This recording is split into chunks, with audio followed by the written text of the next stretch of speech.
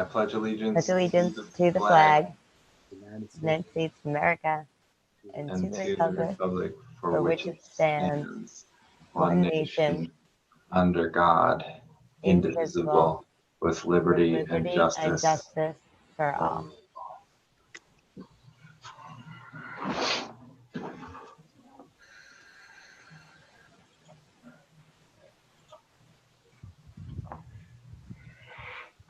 Is Casey going to do the land acknowledgement? Yeah, she just did it on mute. Here she goes. Oh, cool. As a way of respecting, honoring, and creating awareness about our past, we begin our village board meetings by acknowledging that New Paltz is on the ancestral land of the Munsee, Esopus, and Lenape people. Sorry about that. Zoom life.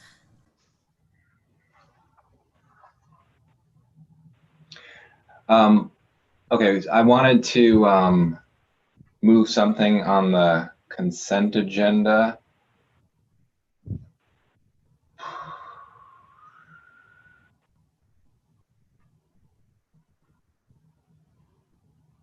Sorry, this is on the village business agenda. It's just that Time Warner Cable remove property tax request. That's something that we do every single year. So I just wanted to remove that off of the business agenda and just put it on the village board's consent agenda at the end. Sounds good. Thanks.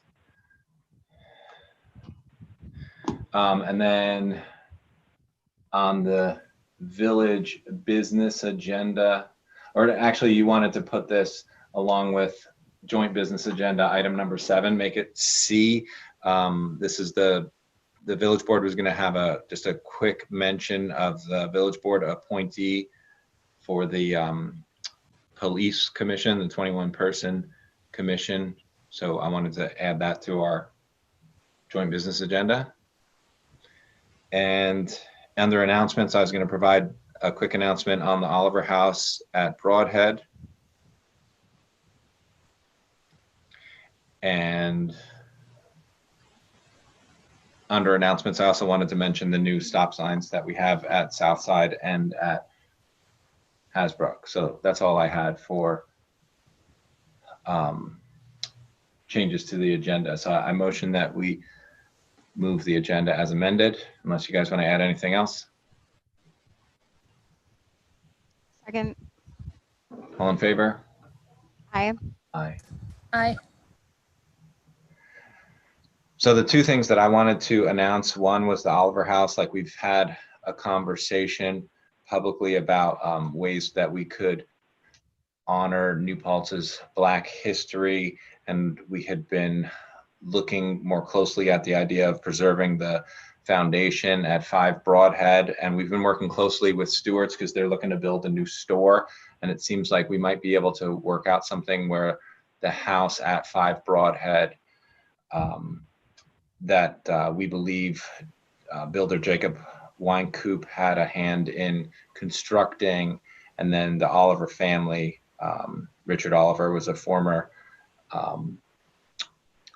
individual who served in a Black infantry unit in the Civil War. His family ended up living there after he died. But the reason that we're including this house is because we wanted to have a formal historical designation, but also figure out a way to preserve the house. And I'm pleased to share that seems like that project is coming together nicely. And then I just wanted to emphasize that we have these new stop signs at the corner of Tricor and Hasbrook leading into the village's parking area. So that's a 4-way stop sign. So the idea is that, we're encouraging safe pedestrian travel and, keeping the area near our playground as safe as possible. And then another area where we've added stop signs are at Southside and Pencil Hill Road. So that's a 3-way stop sign that's just been added. So there's some new signs that have been installed, and you can go take a look and practice your full stops. That's all I had for announcements, unless anyone else wants to make an announcement right now. I have an announcement to add. So this Sunday, I'm teaming up with Crust and Magic at the Open Air Market for what will be the first of many such team ups. It's a pop-up tenant rights and responsibilities info booth, and I'm the booth. So finally going to socially distance, give out the tenant rights and tenant landlord rights and responsibilities handbook, aka zine, that the Landlord Tenant Relations Council had put together just before everything got shut down, and some swag that I got from Legal Services of the Hudson Valley, such as lots of pens with their phone number on it. So if you ever need help with tenant issues, you can know to call them. So that will be on Sunday at the Open Air Market, 10 to 3.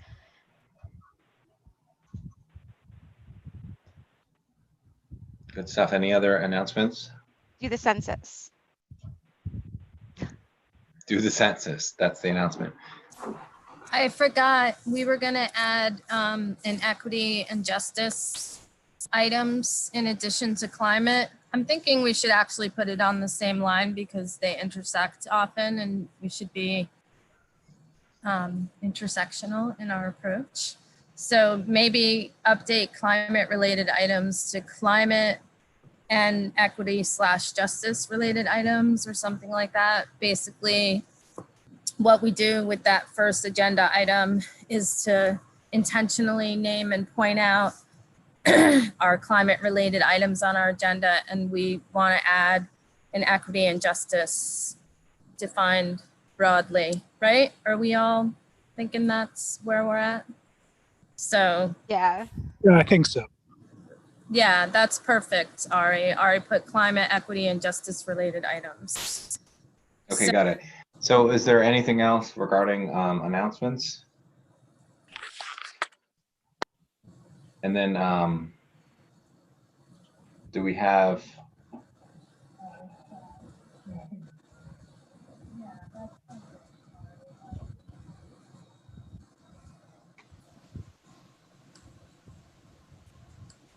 Okay, then let's go ahead and do that agenda item, climate, equity, and justice related items.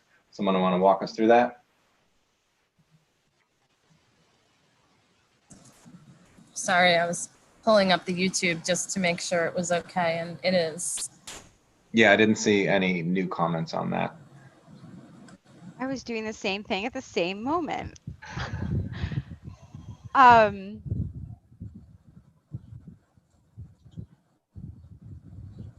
You want to go and for it, Alex?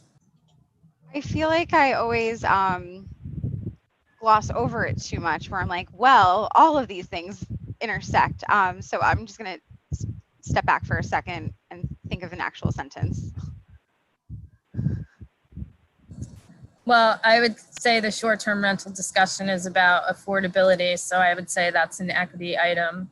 I would say reimagining our spaces is definitely an equity and climate item.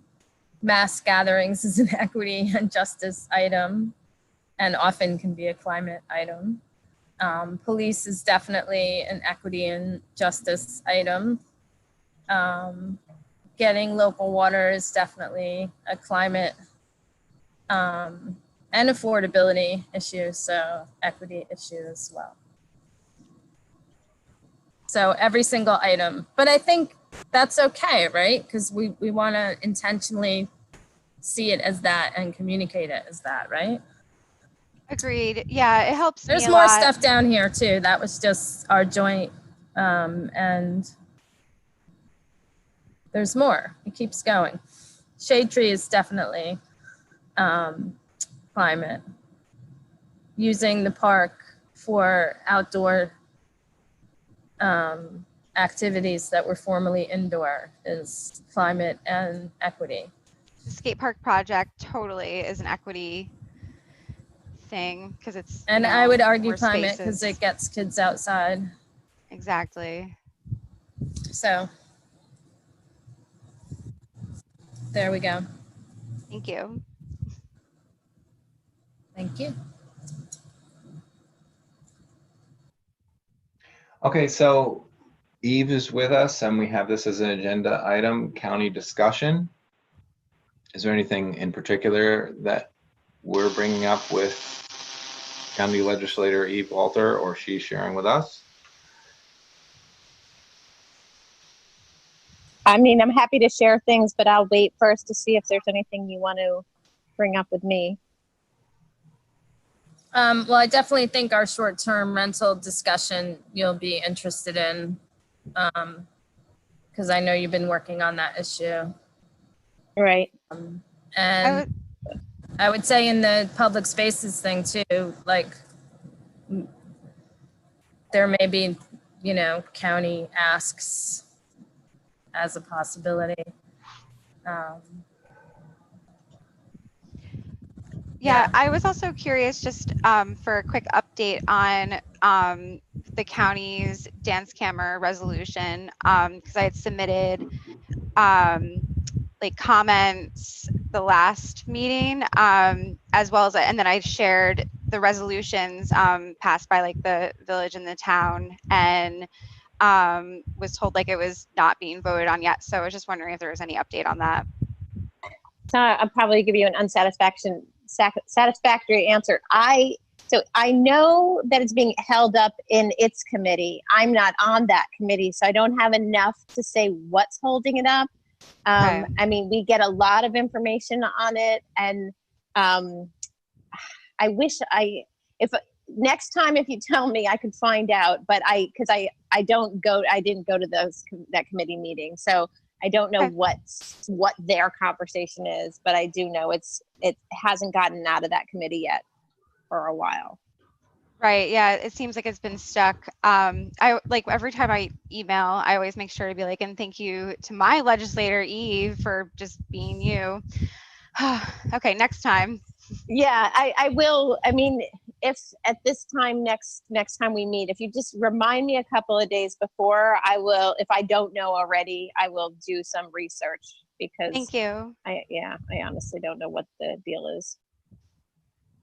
Eve, for what it's worth, the village definitely has passed at least one, if not two, anti-dance camera resolutions, and I'm pretty sure the town has as well. Yeah, Yeah. I wish I could even tell you my sense of the feel, but since I don't go to that meeting, I don't even know what their conversations are. I don't even know what keeps postponing it at all. I just know it never gets anywhere out of committee. So I will find out, because now I'm obviously curious to know, but I have no idea what's going on there. I email you guys a lot about it. So thank you, Eve. You're welcome. Yeah, I would love to be a part of the conversation. I'm just, again, yeah. I'll find out though. If it hasn't come up, if it hasn't come out of that committee by next month, I will find out what's going on. I guess we should ask, since we discussed it at the last meeting, for an update on the sales tax resolution. So yeah, I'll update you on that. I'll update you on the short-term rental and the mental health. Those were the three, plus anything else. So this, unfortunately, what had happened was the executive took it upon himself to reach out to the supervisors and mayors and persuade them to that this was not a good thing for them. And from what I heard, Tim was one of the few voices against this. And I think I wasn't there, so I'm not going to represent him. But from what I heard, he might have not always been fully, I mean, basically, in my opinion, what came out of it was this feeling that the 2% or 2.5% that the towns and villages get now, if you wait a year, it'll be worse, which is, I don't know how that message got across to them, but basically was that they were too fearful that their situation would be even worse if they waited. As despite the fact they were trying to argue, as you all know, because you passed a resolution, that the idea would be to give a chance to have the legislators who represent the towns and villages to be at the table to try to have the distribution be a little bit more favorable. But the executive persuaded them that it would be worse for them to postpone it or have only a 1-year resolution. They informed their legislators that they would not support it, and I couldn't get enough legislators to sign up for it to even go to vote. And they would tell me privately that they supported it, but because their supervisor told them not to, they couldn't put their name on it. So I was not even able to get that into discussion in committee. The short-term rental is that was also fought very hard against by the executive's office, and I had a surprising victory in terms of it getting approved 17-7 to go to public hearing. So that public hearing will be coming up next week. So if you have anything favorable to say about having this agreement with Airbnb, I had a long conversation just yesterday with many people from the hotel motels. They have several concerns with it, several that I feel are somewhat unreasonable, which I'm happy to share if people want to know. But I think that we'll be okay. I mean, I don't know for sure, but at first I really wasn't sure if this was going to be able to pass. But I think after the support I got just to get in public hearing, I think that hopefully that will pass and we'll be able to have that agreement and more funding into the county. And again, the hope is that ultimately this next stage of that would be to talk about redistributing some of that money to towns and villages. But at this point, we're just trying to get this first part done. And the mental health resolution was overwhelmingly supported. If you're not aware, in response to COVID, Health Alliance was told to make sure they have room for surges. And despite the fact that Benedictine Mary's Avenues Hospital has 250 rooms, they use that opportunity to take all of their mental health beds out of Ulster County and move them into Dutchess County. And that includes substance abuse recovery, as well as mental health inpatient. And those are the only mental health inpatient beds that we had. We have no idea if Health Alliance will be bringing them back. They're not saying that they will, and they're not saying they won't. They're being very silent on it, and we're trying to push for some clarity with that. There are some other ones. I don't know what else people are interested in knowing about. I'm trying to think if there's anything that I could think of that. Eve, can you just shoot us all an email with the short-term rental proposed law? Sure. Airbnb, and also with the public hearing info. Yeah. So I feel sorry. like it's important to make a distinction in terms of like the work that Eve's been doing in terms of the short-term rental is just trying to figure out a way to make sure that the revenue is handled very differently than it's been handled. I believe the reason that KT wants to discuss short-term rentals is more about like New Paltz thinking about short-term rentals differently. Do we necessarily want short-term rentals that are like clearly for-profit, non-owner occupied in certain residential zones? Like, I think we're generally very comfortable with the idea of a a property that's being used as a short-term rental as long as the property is owner occupied, but it's a completely different animal when it's an investment property. Then it's essentially converts into a hotel if there's an absentee owner. So I'll tell you, sorry. So a professor from Bard did an analysis with a bunch of his students of Kingston to the proportion of these places in Kingston that are owned by someone who has an address here versus outside in LLCs, and a large proportion of those Kingston Airbnbs or short-term rentals are owned by LLCs that are outside of here. I'd be happy to send you a copy of his study and report, just so that you see sort of the model of a study that was done to try to actually pinpoint this exact point that you're bringing up of where are they located and which ones are owned by, again, people living here, people outside, which are owned by LLCs and which are owned by individuals. I did see that study. Oh, you did? amazing graphics that are scary. The results were it's just dramatic. They really did good presentation of their data. I think I sent Yeah. that to the Village Board, but yeah, send it again because I think I forgot. I would love to see how replicable, I don't know how complicated a process it was, but even maybe Josh at Benson, we should show it to him. Yeah, I mean, he did it with his students. I so actually it's- sent it to him already because I remember I was really impressed with that work. So one last thing, just because I think it's relevant, especially, I mean, it's relevant to everybody, but the executive has put forward an applicant for the public defender's position. As you all know, Andy Kossover is no longer in that position. So today, law enforcement, public safety, the committee I chair, it's not really a job interview. It was, I don't know, a vetting. We had a series of questions for her, but that will be decided. The appointment of the person who's presented to us by the executive's office will be decided the July legislative meeting. And I think everyone should know that because public defender is an important role, especially in New Paltz, well, everywhere. That's Thank all you I'm for coming that. up with. Yeah.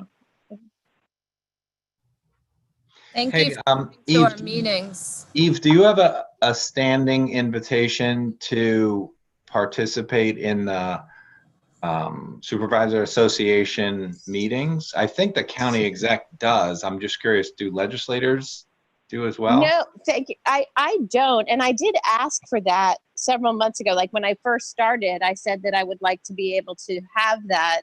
But it was never, yeah, no. And I would love to. And if any suggestions on how to move that along, because I did put in that request. You sent a initially. note to Shannon. Well, it was a conversation with Shannon, so I guess maybe I should do a more formal note. Because not next week, I guess, let me look at the date. At our next Supervisors and Mayors Association meeting, we're going to be discussing the sales tax negotiation. So 'cause Okay. I've spoken with some other supervisors about their plans and, just like where they are, what the association will be asking for. Great. I will send an email to Shannon tomorrow morning.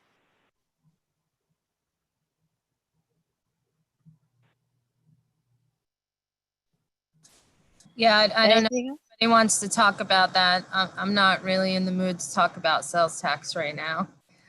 But if people want to say anything.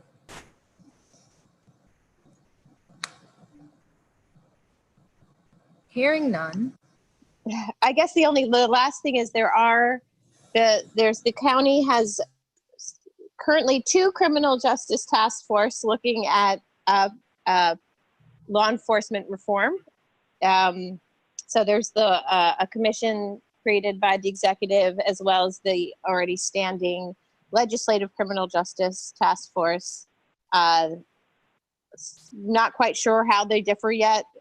They both only had one meeting discussing specifically law enforcement reform. I know that there's a public hearing maybe it's a town hall that the executives commission is planning. And I don't know if Dan has the exact date on his mind. But there is conversation happening on the county level as well in that.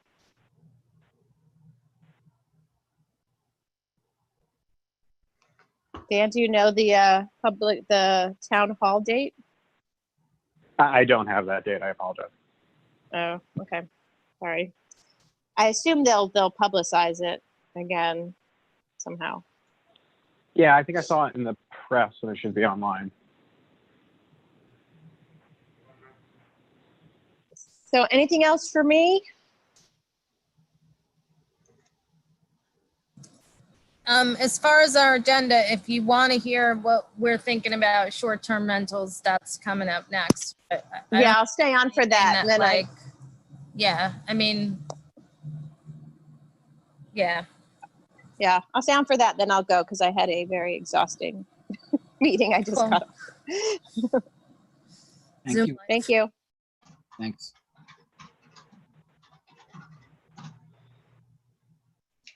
All right, so moving on with our agenda, I motion that we approve the joint meeting minutes from 6/4/2020. Second. Second. All in favor? Aye. Aye. Aye. Motion the same for the town and the approval of this Second. agenda for this meeting. Second. Aye. Aye. Short-term rental conversation. Okay, so the reason I brought this up again, and we've had a lot of conversations about this in the village, and I'm pretty sure we've talked about it at joint before too.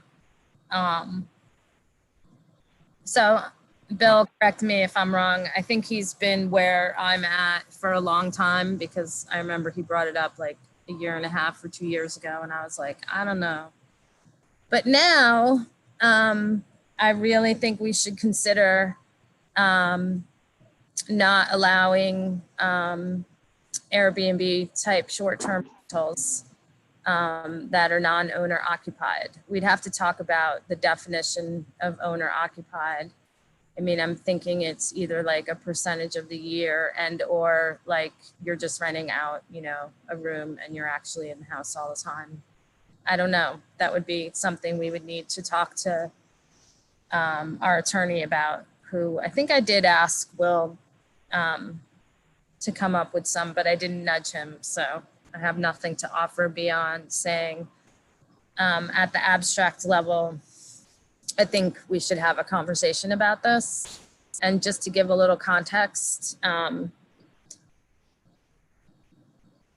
think our housing market is super vulnerable right now to outside investors that their only interest in our community is to profit from it, which we've been for a while, you know, a profit-making place, you know,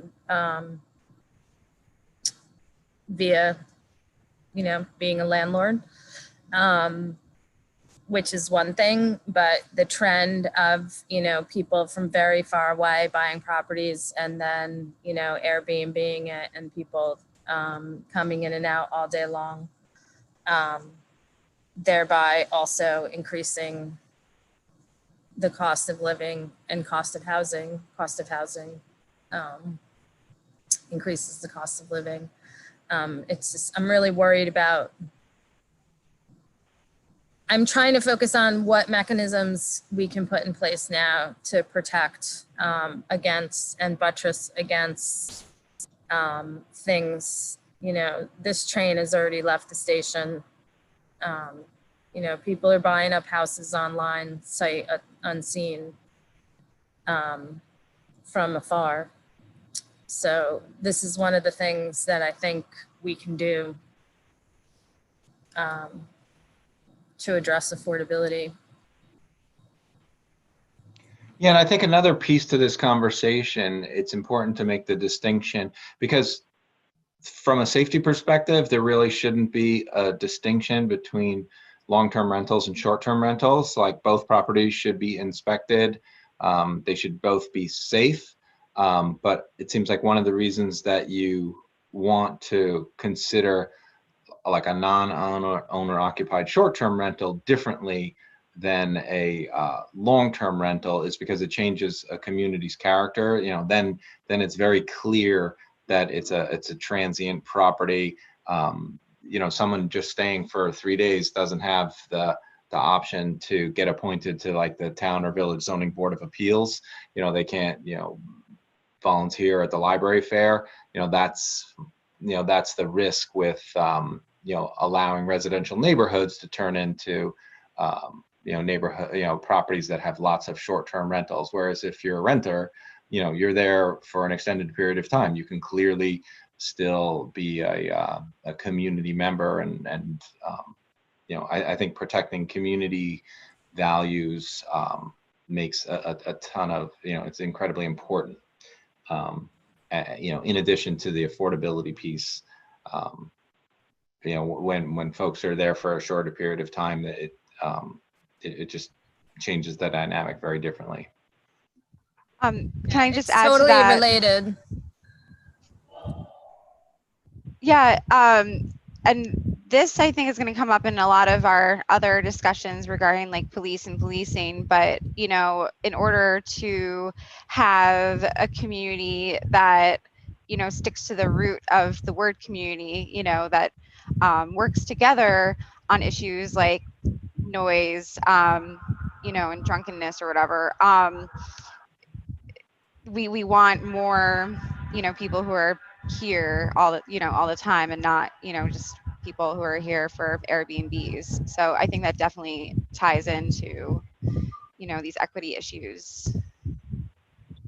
Yeah, and I just wanted to chime into that the New York City Public Advocate has talked about this issue for a while, and I think a lot of the issues in the city are, you can see how they impact us here as well. But the one thing, and KT, you touched on it, like I think it's just really important for people to know, like there is a real difference between someone who has potentially an owner-occupied Airbnb or does this part-time to pay their mortgage, than what we're seeing, which is a large trend, which is obviously already happening, but will only be further exacerbated, where people from out of state just purchase these properties and they're just solely income properties.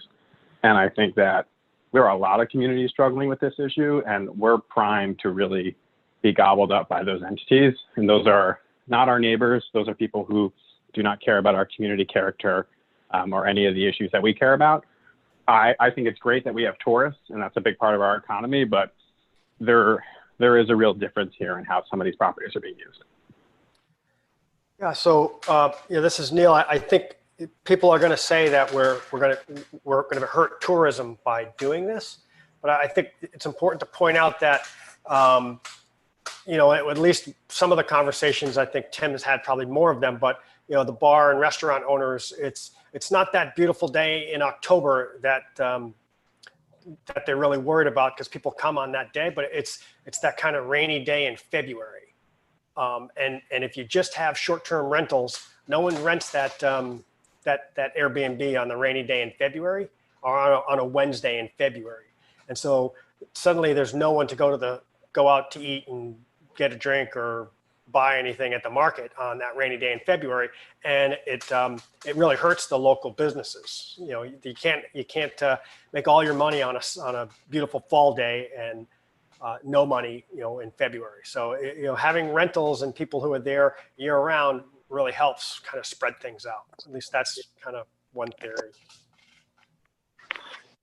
Can you discern, this is David, can you discern someone who is an owner in New Paltz but might have several properties and is using some as business properties, but they do reside in the village or the town? Can you share your feelings on, those are business properties and investment properties by definition. They just may have an owner that actually lives in the village or the town. That's such a good question, David. Because I've been thinking a lot about this issue, just in terms of it seems like there's so many really tragic fires lately, and just thinking about, as a renter, how I really love our rental registry, because I love knowing that in the past year, my home has been inspected for safety and whatnot. But one thing my sister, who's an EMT with FDNY, keeps telling me, it really stresses me out with egresses and stuff. You have such a different scenario with an Airbnb because of the turnover. It's just it's so different, and in terms of the safety things could change. One Airbnb renter could take the fire extinguisher with them, and then the next 10 don't have it, or just move, one piece of furniture for, what is actually a really important egress to get out in case of a fire, but they don't know it. And the next 10 people, the next, few weekends have no idea and have no one to help them. So I think that's what's really important. And so an owner that's in the building, I feel like there would be more, accountability there, if that makes sense. I don't know. I've been mulling this over so much. It's a good question. When I talked to Corey about it recently, he said you can easily make a case that these types, if we could put it, that we should be doing it more than once a year, the inspections for these types of units. Because of things like what Alex just said, there's so many more opportunities for changes to what's going on in there.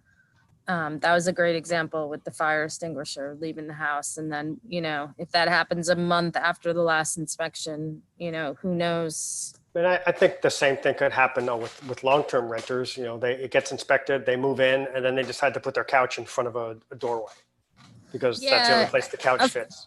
Right. And so, or you're like, wow, I got a lot of crap, and I have a bike, and I have a filing cabinet, I have a desk, and things get overloaded. I think that's a more likely scenario. And so I think you could also make the same case that, places should be inspected, more than once, whether they're short or long term.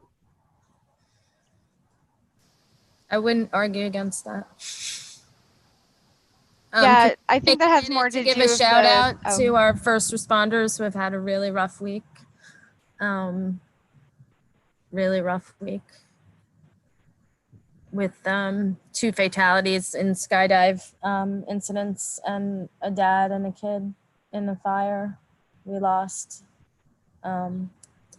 So that's what our first responders have been doing this week. So much love and gratitude to them.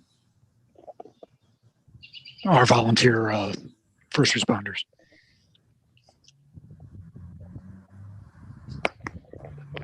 So what are next steps for this short-term rental concept? Do we need to put together a draft of what the law would look like? Yeah, I think we're all into it, right? I did ask Bill about it, but I didn't nudge him, so I will nudge him again. I think we've worked on this before. Bill Murray has definitely taken a look at this idea. I believe we have draft laws in existence, so maybe we could start there if someone wants to take a closer look. Can I say something? Sure. Sorry, just very quickly, just a FYI, if you didn't think, I don't know if you know this because I only just learned about it. So at the state level, there was going to be a law put in through the budget that required all short-term rentals to be registered in the whole state of New York. It didn't make it into the budget. But and there is language in that maybe you want to see because you might want to take some of it. But I just wanted to make sure you were aware of that. It didn't go anywhere, but Cuomo was very supportive of it and it almost got in there. So it's nice. It doesn't change your story, but. Yeah, in the village, we already have a law that requires all short-term rentals to be registered. So right, but it's just useful to know what the efforts that are happening in the whole state. And there might be other elements that you might want to see in that proposed law. I just want to let you know that it existed in case you didn't know. Okay. Be great for the town and the village to move in tandem on this and catch up together and do this together. Yeah, I think we should make a clear distinction from a zoning perspective. Like if you have a property that's a transient short-term rental that's non-owner occupied, it would make sense that it's permitted in some zones, but not all zones. Like if it's more of a commercial zone, then, and it feels more like a hotel, then that feels like it would make a whole lot more sense versus a neighborhood that's residential. I think we have more catching up to do we don't have the rental and registration or the inspection law. Technically, Airbnbs are already illegal in the town because we don't allow rentals for less than 30 days.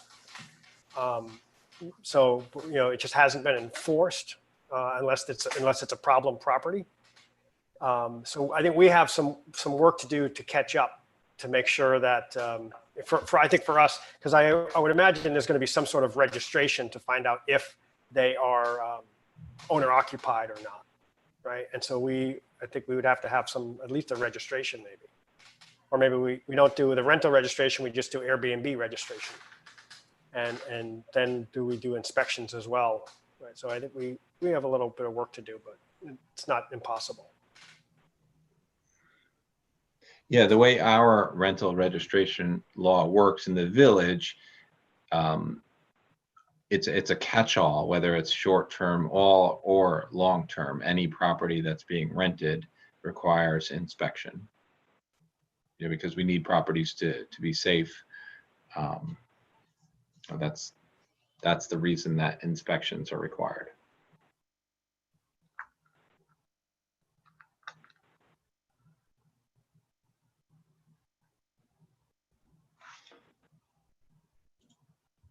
All right, so who's taking this project on and is going to look at the draft laws that we've tried to come up with previously? I think Ariana just circulated a folder that may include some of those earlier drafts.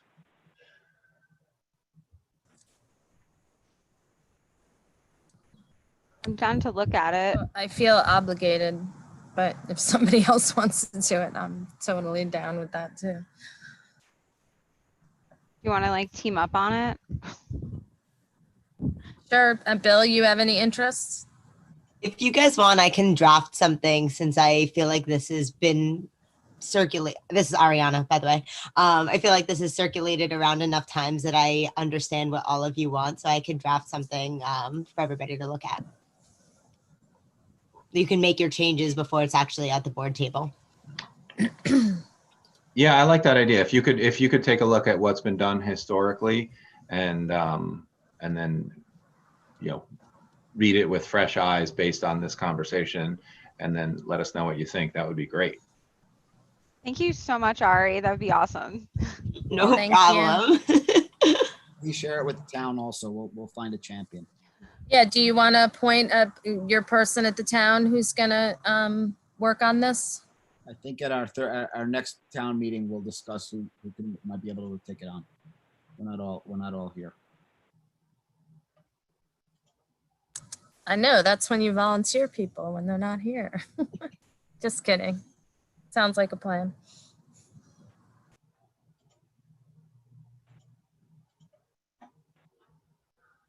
Okay, so let's move on. We have this next item here.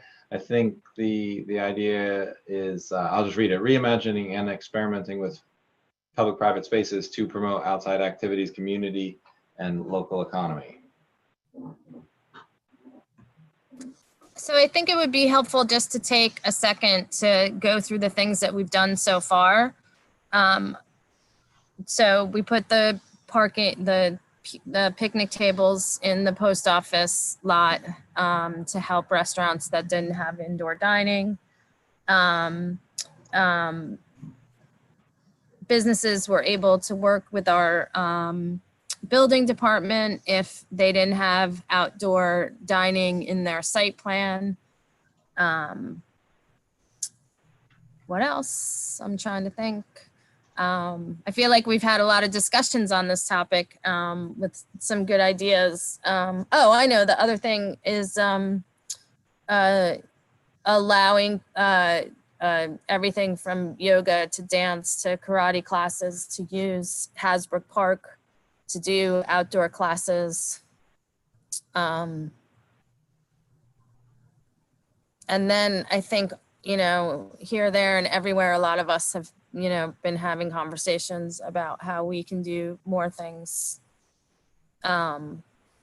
like this.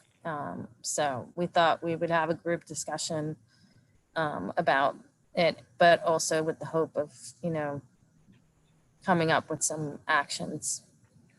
I would even throw in earlier in the pandemic, we talked about, Bacchus mentioned having a food truck, and I think that would be something that we should throw into the conversation as well, as allowing food trucks. And just really, I mean, P&G's being able to have that space, and they did a great job of putting those dividers up. I passed by the other day. Just to have more perhaps permanence to allowing these outdoor areas for more people. And I know we've all dreamed about having a public square, and the problem lies in where that would live. But I think, if we can all just sort of throw ideas out there and make a list and perhaps pursue new potentials for different spaces for the public. Yeah, I think that concept of a public square is something many of us would like to talk about now. And also, I just remembered I want to make it easy for people to shut down their blocks to do activities together in socially distant, responsible ways. I don't even know if we should just tell people, maybe we can just tell them, if you can get agreement from your neighbors, do it. Tim just turned and looked at me like, what? Well, isn't that like what? I would like a process where it's like a point and click on a website. Hey, I got all my neighbors' permission. I just want to shut my block. I'm not talking about Main Street, Tim. I'm talking about like my street. I mean, New York City does block parties all the time. If they can do it. Our block looked into it a couple of years ago, and we actually did talk to the village. I think we needed an insurance certificate, and that was kind of the holdup for us. But it was a long time ago. I don't remember it. But so just to update everyone on the rest of the town board members for what we've been doing, we did did exactly the same thing with through a emergency order, allowing restaurants who did not have it in their site plan to have outdoor dining. And we haven't made any areas like the village did. We don't really have as much of a need for that. But we have heard back from some restaurants, at least one restaurant, that they've found this to be so successful that they're going to actually officially go back and amend their site plan and try to continue doing this. So I think that's kind of a success, that it lets people try out these new things. And I'm hoping that we think about any of these discussions as an opportunity to try out new things. Maybe they're not permanent, but it's a way to, see what works and what doesn't work. And then lastly, the thing Tim mentioned about the yoga and karate and activities that are not able to be done because they don't have the space, doing it in Hasbrook Park. Tim and we talked about this after Tim brought it up, and we've been working with Chuck Bordino, the recreation director. And so we've decided to make town land available as well. So like Field of Dreams, or maybe the ball fields up at Clearwater for the same sort of thing. And people should contact Chuck. We have people that actually pay to use those fields already, so they just have to make sure that there's not a conflict. But hopefully some people can use these places. I think, yoga up at the Field of Dreams with the ridge in the background might be pretty nice. So it's people should take advantage of it.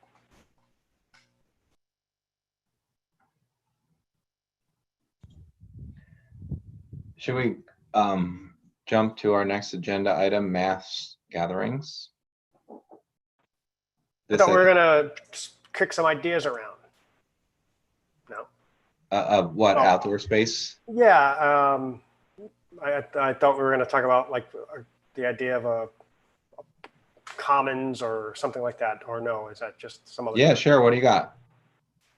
I know that it's been brought up several times in the past, and I know people are worried about parking, but I think parts of Church Street where the the farmer's market is. I mean, it seems like a simple enough way to do like an initial test.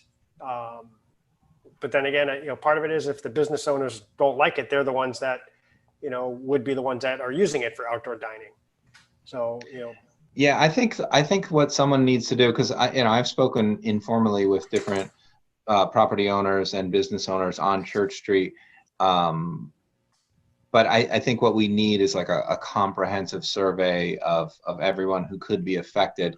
And Ariana shared with me that when a previous village board administration explored this idea, one of the things that was identified was what could be done is like, just imagine if you closed off the area from Barner Books to Academy, but at both of those ends, it was almost like a rounded area. So like if you were dropping someone off, maybe to get to a restaurant or the synagogue, you had a way to kind of safely pull over into like a little indented area that was between those. And that seemed like that would probably be interesting from a design perspective.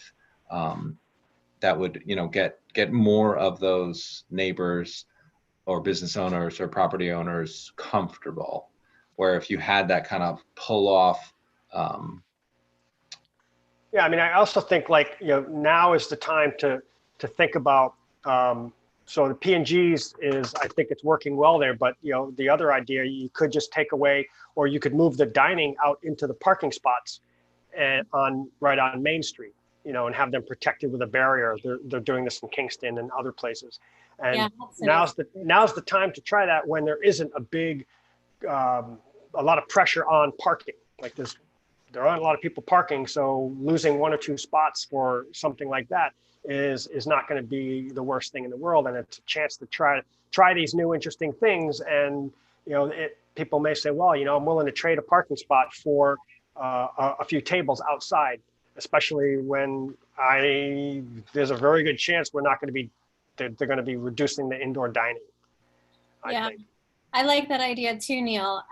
Hudson is doing that too. I think they're calling it Shared Streets Hudson or something along those lines. And they just really opened up their main drag there, and the restaurants are able to have their seating in those parking spots. I love that idea. I mean, we have some hill issues, but it's an opportunity to even talk about these things when it's possible. 6 months ago, DOT never would have allowed this. So, and now it's being encouraged, and people are making these changes like within days, which would have taken years probably. So Neil, I'm sorry, go ahead, Alex. I was just going to say one other example of like a model of how this has been done in the region in our Senate district. Over in Warwick, they have hours that they got approved, and it turns out that was like a state, like the Main Street, it was under state jurisdiction. I looked into it today, and so it's like prime weekender like hours, like starting like Thursday night through Sunday night, I think, 4 p.m. to midnight. Main Street is just closed, and all the like restaurants and taverns have their little areas. They'll bring 16 tables out, and really it looks cool too. When you look at photos, it looks like so much fun, and they were able to get that done through a request to the state pretty quickly. So it wouldn't have to be like, an all the time 24/7 type thing. If we do any of these solutions, I like the idea of thinking about focusing on certain hours.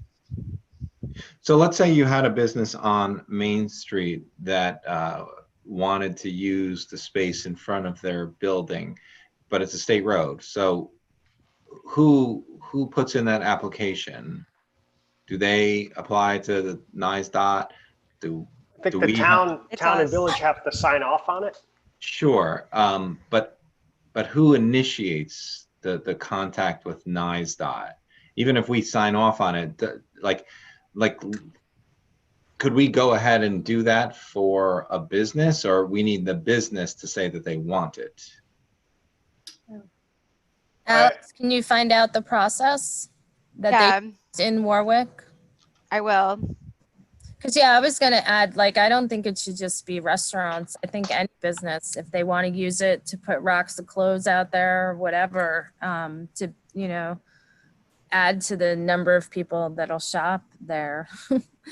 I'll report back. Should just be restaurants. I think it should be any business if they want to take over the park, if they want to give up that parking space in front of their shop and use it otherwise, I'd be down with that. I think it Yeah, also. and go ahead, David. Well, if we do it like in the month of August, and just like summer weekends or whatever, this is what our main street looks like, and we get to really look at what happens. They get to have an experience of what happened to their business, what happened to the feeling in the community, and then we can see if we can make something more permanent. But just say this is what we're going to do, just to get people outside and get people in restaurants, because it kind of looks sad when you go by some of these restaurants that have like 2 tables outside, and it's like, we should have, should be 8 or 10 tables out there, and let, it start to feel like Little Italy Festival, if you feel really nice. Absolutely. And then it could, potentially draw more business to our downtown businesses who, could really use that right now, and just make it, and people feel safe because they're outside. So you feel a bit better than being, or waiting your turn to go into a store. It's all presented there in the open air. So in Kingston at Rough Draft, they closed off the parking spaces, and they just constructed these barriers using pallets. It seemed like it wasn't an overly involved project, and it looks pretty sharp. And just put in some tables. But that's an idea. Like if someone wanted to explain to a business, whether it's a restaurant or whatever, it seems like they could do something like that if they wanted to, and as Neil and others on this call have said, it's like NYSDOT has created the path for us to do this. It's a very unique opportunity that we're even able to do this. So I mean, I think it's important just for us to let people know that I don't want people to think, and it's the village, so I don't want to speak for you guys, but the team is in the town. Just because what you see now is what we have doesn't mean that that's all we're willing to do as a government. If you have some idea that you think would work better for you, we're happy to have a discussion and you see what we can do. Sorry. That's just why I want people to realize that not one size fits all, and so I'm willing to do whatever I can do to help out businesses, and we're as flexible as possible, and it's a chance to try new things.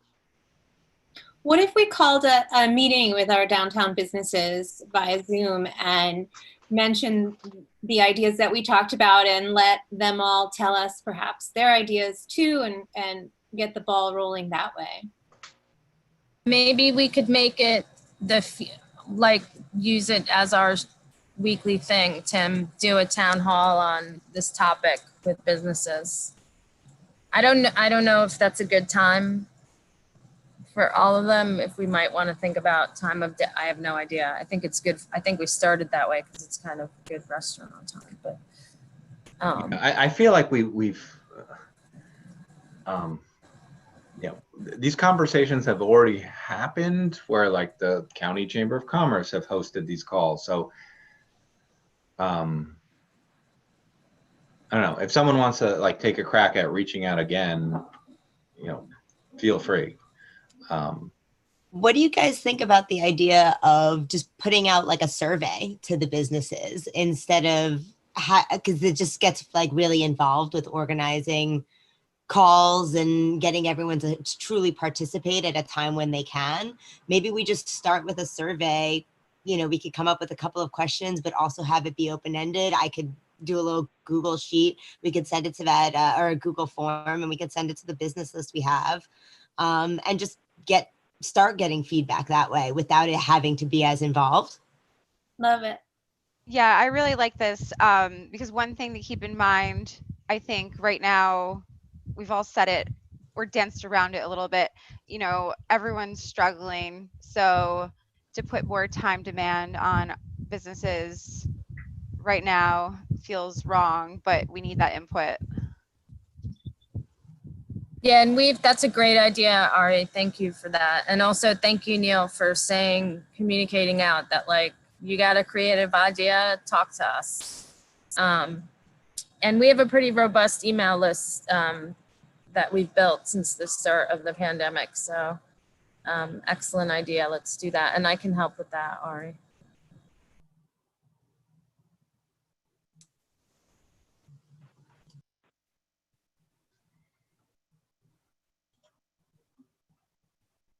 So we want to go to the next thing, Tim?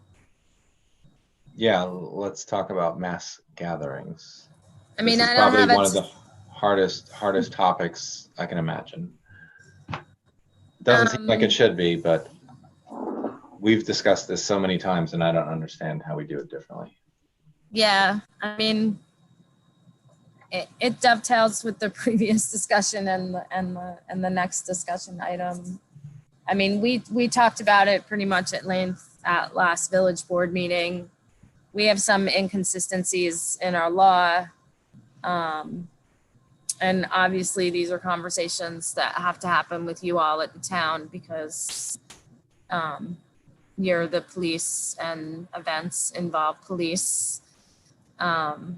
So really we just, I wish I could say I did a bit of research on this since last we spoke, but wasn't it only last week? I know Alex has been populating our folder with information about it as well. Bottom line, we do need to change the village law because it says you need to get a permit if you're on the sidewalks, even though in practice we've had this, we don't require a permit if you're on the sidewalks. So one big, It's unconstitutional in some cases, but anyway. there's that. Yeah. Now I forgot what I was going to say. So we had assigned ourselves, KT, you and I, to really work on this, but we've only had a week, so we have a lot more work to do. So what can we do right now? You've had 2 weeks. Oh, we've had 2 weeks. Come on. It's 2 What weeks. is time? I lie. And one of the big things why we really need to act as well is just because the system that we have has perverse disincentives to communicate with us about community needs. So in a very macro framework, the way we're approaching this is, abiding by, what is it? Time, manner, Place. That neutrality has to be taken into account. Monetary barriers to the right to assembly, is that the right? Are unconstitutional. But it costs money as a community to have parades and political protest. But what we have going on right now is not aligned with what we have on the books, and it's also making it so we have to do this in a kind of backdoor way where like, oh, we'll see something on social media and, text the chief of police, hey, this is happening, do you know? And we actually push it into informal. But we also, in our conversations about use of the police and whatnot, want to make sure we don't have systems that are too bureaucratic and red tape and are more than what we need. So we're looking at different frameworks that sort of just approach events and political protests more from a like, well, what do you need? Do you need the police? Do you need to shut down a road? Do you need to? I mean, I think the 2 more people got injured Monday night in, I forget where now, Indianapolis or something, right? So there's this big thing now. People think it's funny to drive into crowds, right? So someone was killed in Seattle last week. So I would say that if you're going to have these marches, you kind of do need the police there because people are getting killed intentionally. And so we're kind of stuck with, once people have this march, we have to have the police there. And it costs us thousands of dollars in overtime, for each one of these marches. And so like, I get it that, people have a right to free speech, but we have a responsibility to make sure people don't get killed. And, so there we are, we're kind of stuck with, we have an obligation as a society to make sure people are safe. And we also have an obligation to make sure that people have the right to free speech. But how do we balance those two? And maybe it is time, place, and time and place. That's how you make sure people, you protect them from being injured by a driver. So Neil, you're kind of touching on the idea of like those weird, bizarre free speech zones, kind of like what SUNY does. I'm just saying that what's the solution to make sure that if you say, okay, you can have a march on the sidewalk, but it's going to cost us, we spent a few $1,000s again this week on the march this weekend. Right. So, every time we have these marches, it's a couple $1,000s in overtime. Right. And so the Black Lives Matters that we had, that we thought was all a success, we're talking a few more $1,000s in overtime. So every time we have a march, it costs money. And I get that. But then, people are going to be looking at our budget pretty hard come August, and they're going to say, why are you spending so much money? And it's like, well, because we let people have marches whenever and wherever they want. Yeah, I don't have an easy answer. I think you identified the issues, and I mean, perhaps this is going to come up on the reimagining committee. Rob, the chief of police, I'm totally with him on, the framework should be, what was the government use police for? And we need to know all these things. This is a thing that we need to use police for, and there's a cost associated with it. So if the DPW wants to, we could have the DPW get out and block the roads with, every time there's a march. Maybe we don't need the police, but that's overtime for the DPW. It would be so helpful. And then the first time a bad thing happens because the police aren't there. Exactly. People get hurt. It's a public safety issue. It would be really helpful to be able to see like all the different thresholds like laid out, like when, like for example, like on the village consent agenda, there's like an outside painting event at Huguenot Street, that doesn't meet a police needs threshold and stuff. I just like really just need like a chart, of like where these thresholds are and like what kicks in what need and stuff. And then it'd be easy for me to kind of then look at those alternatives, like could DPW put, horses out, and could that solve that problem and so forth. Like where can I find that framework? So and Ariana might remember this, but I think at like 2014, 15, the town and village overhauled these paperworks and created that framework. I could be wrong, but I do believe that exists, and that was a joint project. You are correct. We referred to it as the parade club, I believe, because we weren't, or a parade team, because we weren't allowed to be a committee for some reason. But yeah, we definitely did that. Yeah, but what that was just to determine which parades are allowed. That's a teeny tiny piece of this. We're talking about. It was more than that. It doesn't mean it doesn't need to be redone. It just was done then, and it was a total overhaul of the whole process. So where's that chart of this type of mass gathering, with these terms, these number amounts, et cetera, these locations trigger these needs, like because I feel like I feel like it must be so much more dynamic than what we have on like the event application forms and stuff, you know, like what are those trigger words that make that determination, right? Alex, I'm going to be with the chief tomorrow morning he'll be at Water Street Market. We're in a little coffee Right. with questions and answers. So if you're not there, I'll ask him that question if he has a chart like that, or he has something that he follows. But certainly that's a great question for, you know, one of these subcommittees that are going to be like, where is policing needed? Where is it not needed? So I think that's a really good point about like, it'd be great to know what triggers that and what triggers those costs to really skyrocket so that we can avoid those when it's not necessary. So I'll ask him tomorrow and see if I can get back. Thank you. Yeah, I feel like I need a rubric on that end, basically. You know, or at least everyone knows what a rubric is, right? I don't know. It's what I used when I was an English teacher.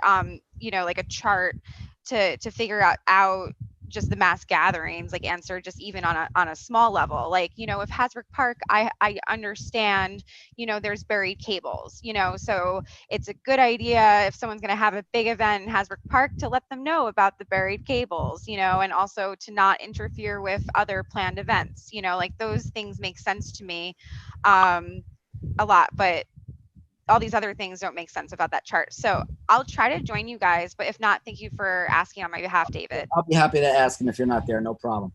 Awesome. And Ari, it sounds like there's a bunch, I don't remember you guys doing that, but it sounds like there's a bunch of work that you've done. So please, you know, share with us. And also, I must ask, what happened? What was this, what stopped the implementation? No, nothing. Well, No, this is the current process is what we created, where it went from like where basically there was no order really of like village versus town versus police department. So like the way that it goes through, everything goes to the town and then the police department and the village is the process that we created. Okay, I remember if we that. had I thought this was different. I thought this was, okay. I think it's really important that process was about parades. It was like like everyone and their brother wanted to do a parade, and the town and village was like, listen, we gotta figure this out. We gotta be like, this organization can have a parade. This is how it's gonna be paid for. Like, I think what we're talking about is a much broader, challenging thing. Like, if I want to get together with a group of like hundreds of activists tomorrow, am I allowed to do that? You know, free speech, you know, right to assemble. That's what this conversation's about. It's not just about parades. That wasn't just about parades either. That's where our events form came out of for people. That's where the whole idea of sidewalk versus no sidewalk came from. The idea of like, if I want to have an event that closes down the street but does not require police. It was like things like that, like the what triggers the police factor was what we were looking at. I will try to find all my notes from this. Awesome. I also emailed my contact, a fellow former NYPIRG person who's on the City of Ithaca Council. We've been working on, you know, tense rights issues together. I sent an email the other day. I'll circle back like about this to see how, you know, Ithaca handles their mass gatherings approach, and if I can just get some more insight on that from them. So I guess I'll have more next time. Yeah, and their website, I really like. That whole idea of coming at it from what needs are triggered. You can see the frame that is demonstrated by their website very well and intuitively.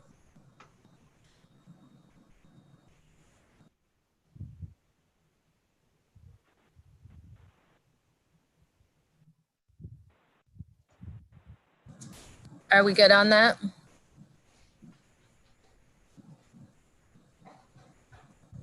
Thanks for reminding people, David, that the chief of police is going to be at Water Street Market tomorrow morning at 9 a.m. 9 a.m. Probably go for an hour, maybe an hour and a half. And that's questions and answers. It's going to be very informal. We might break up into little subgroups to talk about different issues. It doesn't have a specific structure. We'll figure it out tomorrow when we see who shows up. So good segue into our next item, which is our use of police village code inventory project, as well as we were going to give you all an opportunity just to talk again to the community about this new commission that you have and then do our appointment.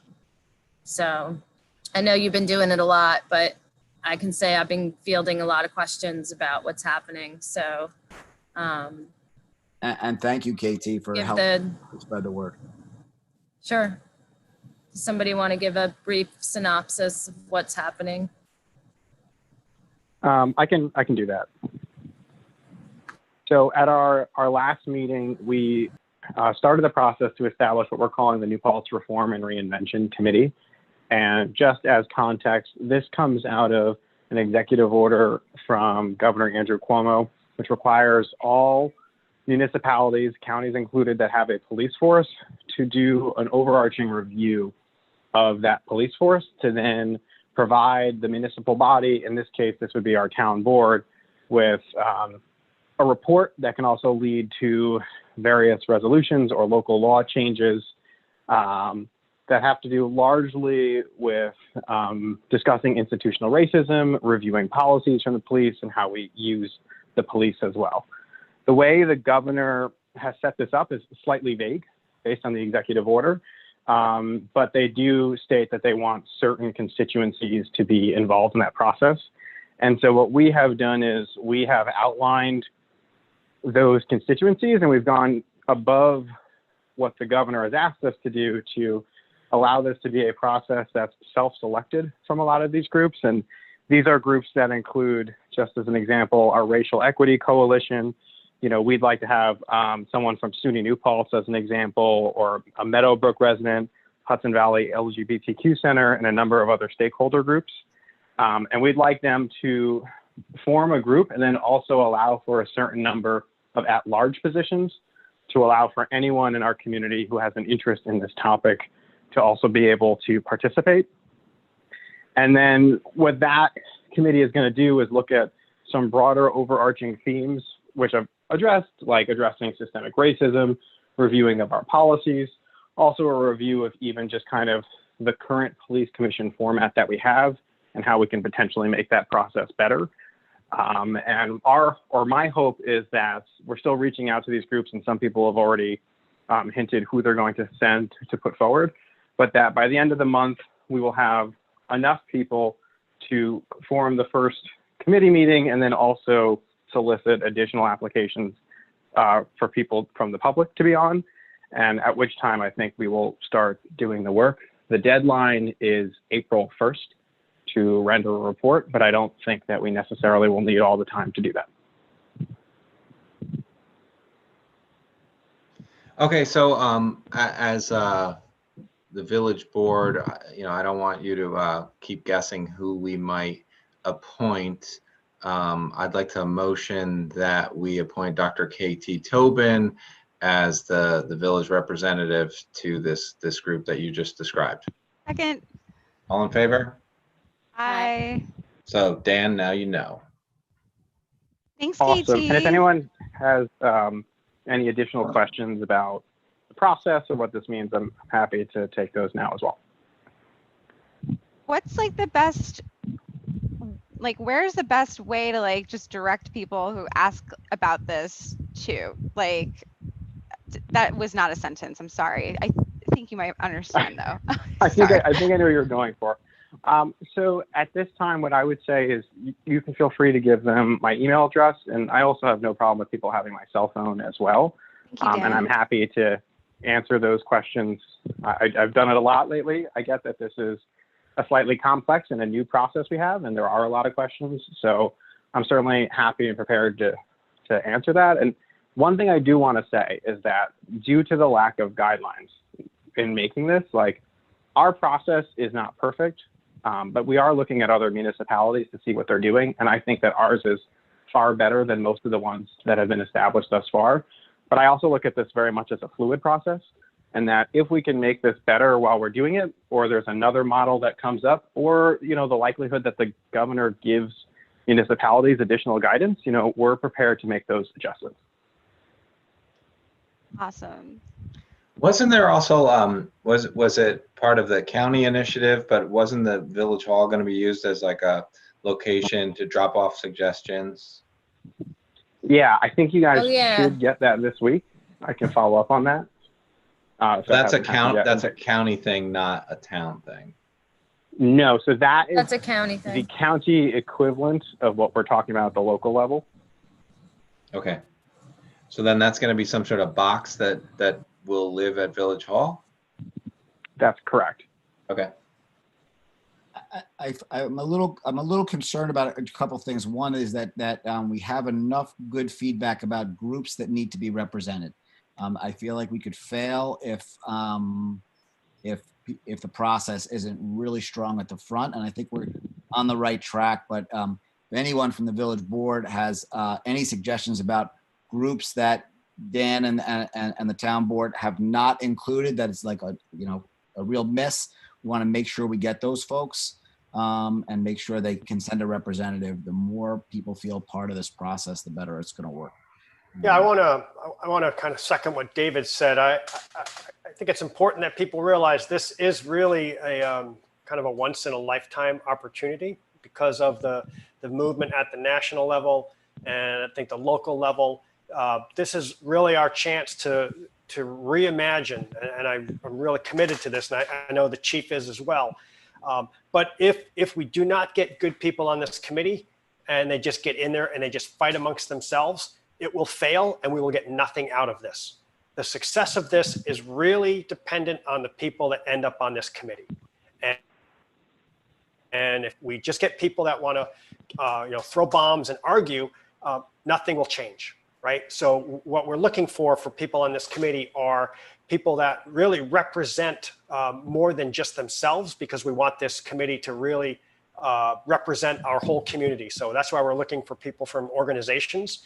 And then we want people on this committee that are really committed to understanding the problems and working on fixing the problems, and not just, pointing out how, everything is bad. Right. Yes, things are bad, but let's figure out a way to make them better if they are. And that's my ask. I think if this fails, it's because we did not do a good job putting this committee together. And so, I know people are rushing us to get this done as quickly as possible, but I think we need to spend the time to get the right people on this committee, and then that ensures success later on. That's just my thoughts on this. I would add that, the way we're going to approach this at the village board, and I know that you want other folks to approach it, is that people aren't serving as individuals, but rather as representatives of constituencies. So exactly. Thinking of it that way, like my proposal to my peers on the board was that every time there's an upcoming one of those meetings, we have it as an agenda item on the village board meeting before that. So we have a discussion. So I'm prepared to represent the village board as a whole when I sit at that table. And I think that's really important for organizations who are considering who they're nominating, that they get somebody that can really act in a representative way and not as an individual, which 100% is not for everyone. So I think that's the key, and that's what I'm hoping. So. And Dan, can you clarify, did we decide, or have we made a decision about the at-large members, whether they need to be residents of New Paltz, or did we leave that open to the committee to decide? We decided to leave that open, which I think was the right call. I also have been contacted since by some people who do not live in our community, who I think our community would very much support being involved in that entity. So I think it's a smart move all around. Great. And so just anyone who's interested in, plugging in to this in any way,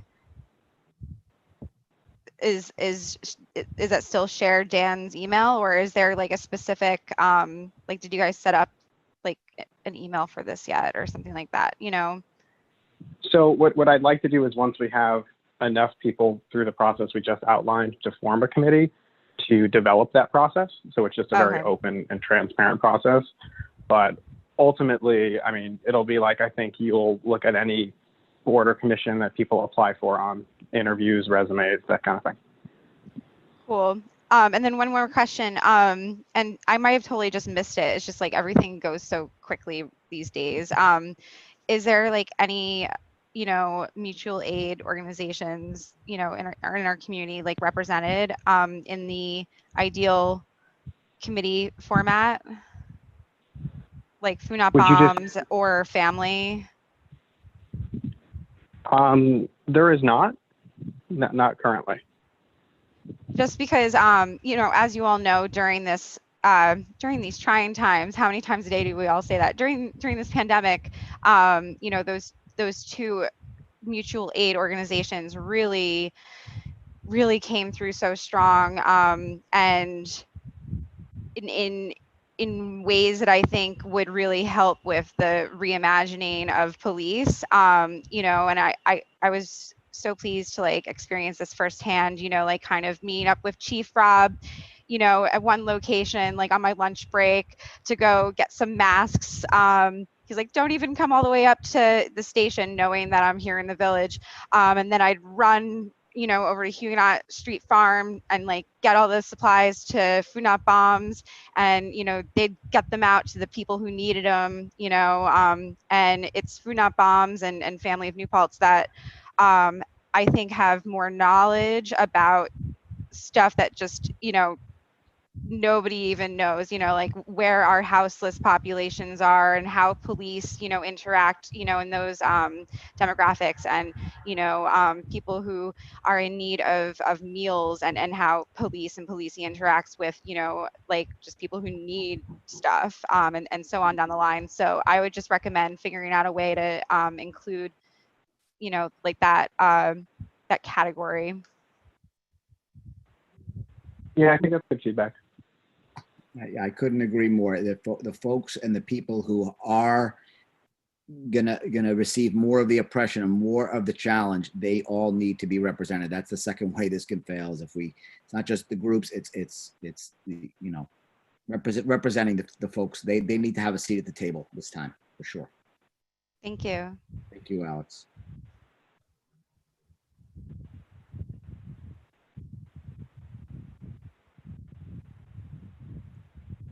Do we have anything else on this topic?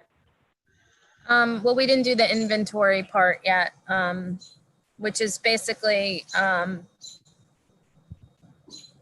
just let you know, town board, in our conversations about where do we fit into this reimagining police, our first big project related to that, we've decided is to look at what laws we have on the books that use police for enforcement, and to reassess their appropriateness and whether or not they're necessary. So Alex took a quick swipe and found 44 references to these types of things. So we're going to start systematically going through that. The stuff that percolated up, I think that's one of my words, Tim. Kimmer, percolated. Yeah, percolated. Now I totally lost my train of thought. She's laughing at me right now. Our noise ordinance, open container. We are eating some crow on our 5-foot driveway rule that we just put on the books, said the vegan. What else, Alex? Pulling it up. So it looks like,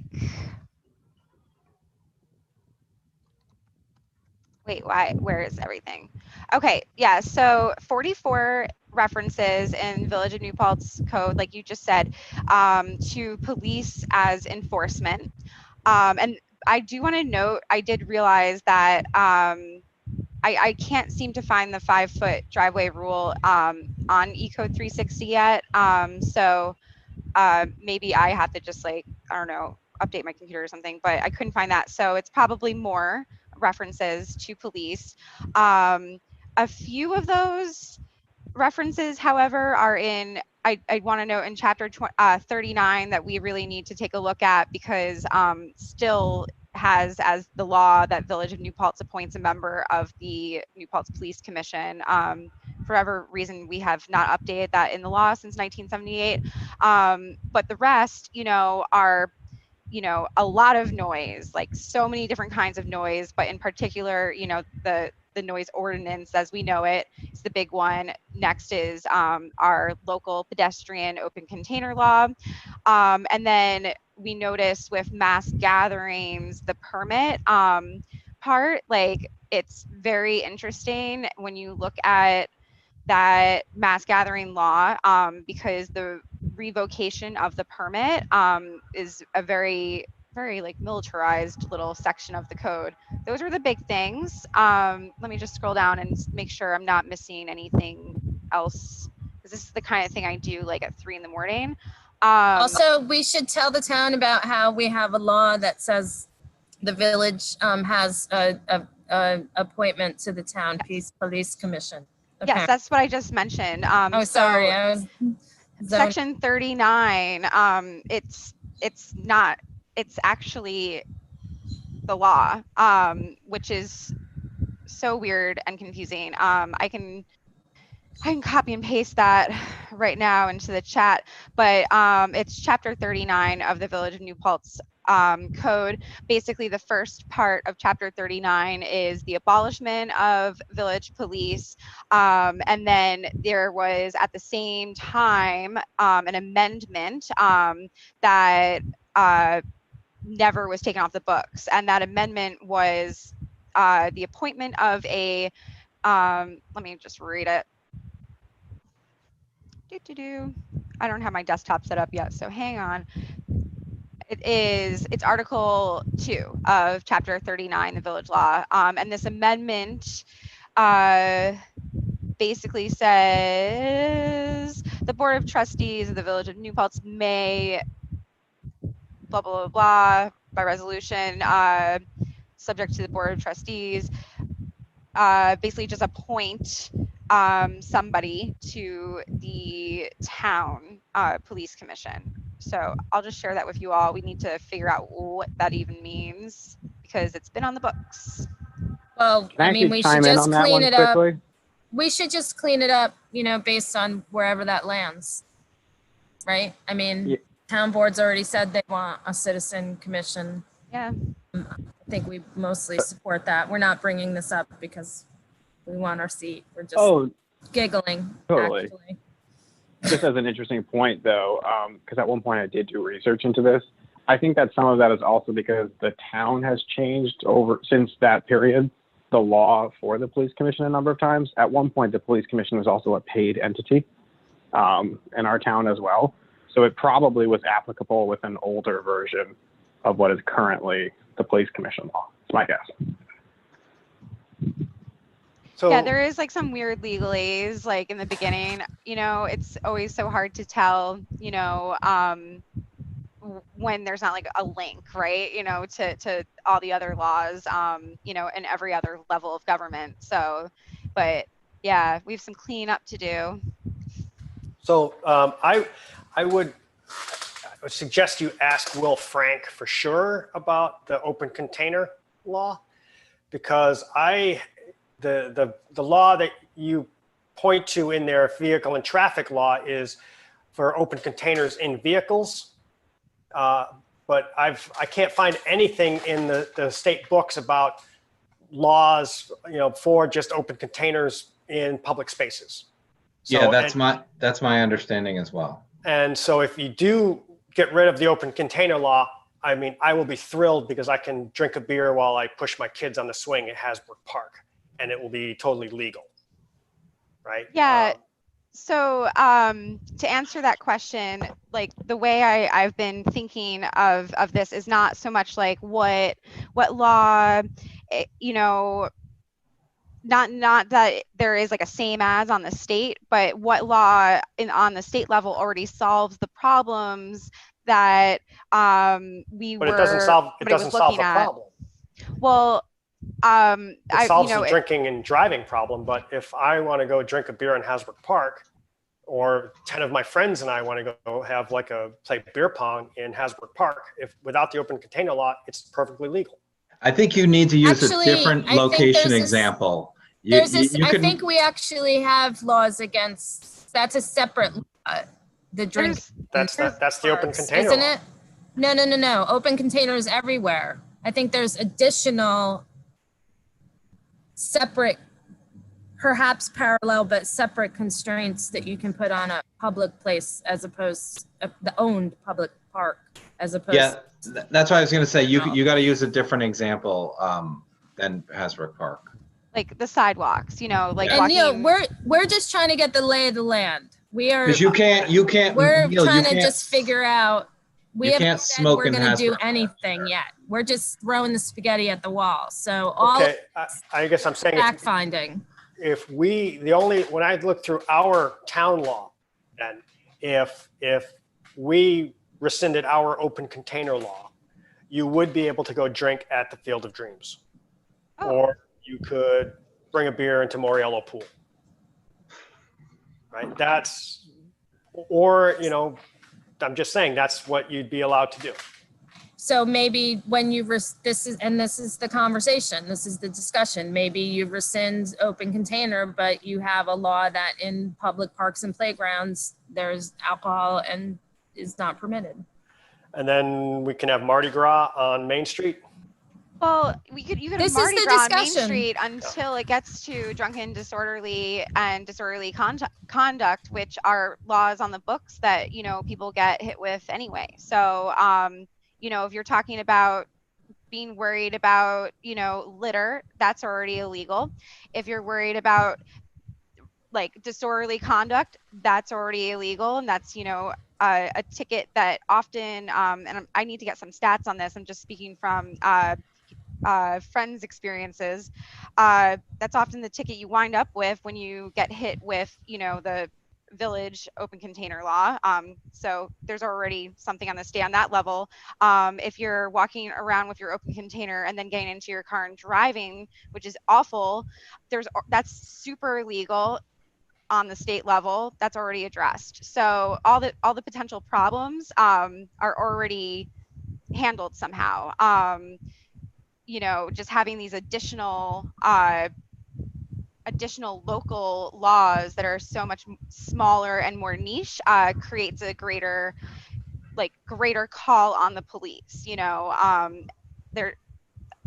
It was interesting. One very good example I saw recently was in the video footage of one of the demonstrations on Main Street. A police officer, I feel awful for him because he was getting yelled at in close proximity by someone without a face mask on.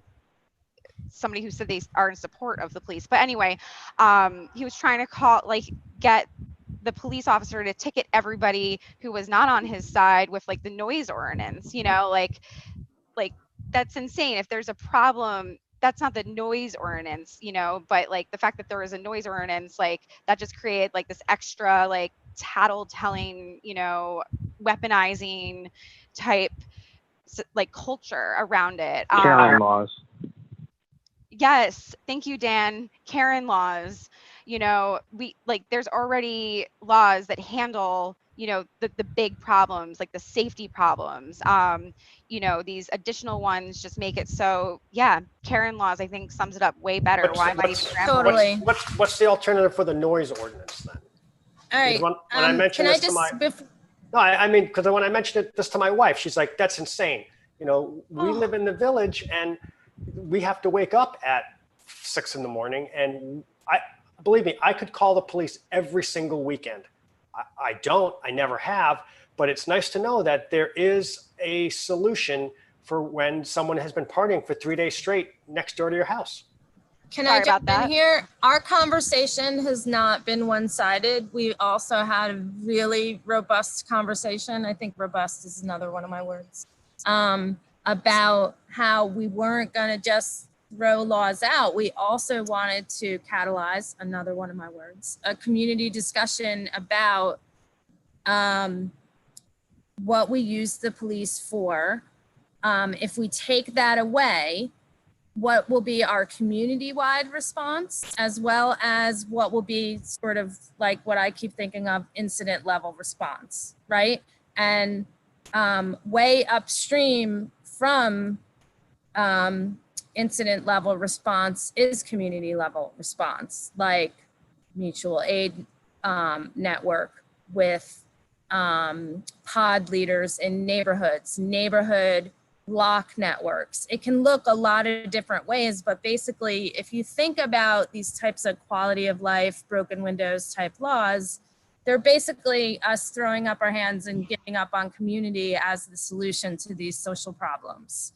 So, I mean, even my whole thing of like wanting to be able to shut down blocks easier is because I want people to be able to be outside during a pandemic, because we need to do more socializing outside, as well as, you know, building community. And, you know, I mean, you've seen the raging debates on social media. Like, it shouldn't be, you know, oh, go knock on your neighbor's door when, you know, there's a college party into the night. You know, we have to figure out way, way, way before that happens how we can preempt this. So if we're going to take laws off, just to circle back to the beginning, you know, we're going to look at the problem and then see that the police is not the solution anymore, and then talk about like what the solutions are. And if you look on our agenda, there's this article, it's called The Myth of Police Reform, and it really is this framework of defunding the police, of which I'm not, I just said it out loud, and I actually don't think it communicates what it means well, but that's a discussion for another day. But it basically means like stepping back and saying, we have all these social problems that we're using the police to fix, which means we're using force and a hammer to fix things like substance abuse, mental health. You know, so cops have to be social workers. They have to be substance abuse counselors. For God's sakes, we have a thing called suicide by cop in this country. Like this whole, you know, closing down of psychiatric centers and shutting down the social safety net and supports for people who need other interventions to solve that social problem. We threw the police at all these problems. So that's the big framework that we're using here. So I would say in these conversations, and I would say to your wife, like, yeah, like, let's have a conversation about how this needs to look different so we don't have to use police for this thing. Yeah, you know, we were talking about this as a village board recently, and I think an exercise or a framework that we could try when we're thinking about how to do enforcement for, you know, different rules. We should think about the existing structures that we have. Like, we have the police department, and we also have our building departments. And I think, you know, the garbage example was one. Like, there are probably rules that we have, and we want to make it really clear that the building department does that enforcement. And maybe some of the things that we expect the police department to do, maybe we should move it over and make it clear that it's a building department responsibility. So I actually think this is a really important conversation for the committee that we've set up as well. I think it dovetails with that work nicely. This may be something that individually us as boards want to do, but I think it could certainly be a component with that as well. Definitely. It also provides the framework for that conversation in a really nice way by saying, hey, we've already identified these as issues that have to be rethought. Here's like your starting lineup.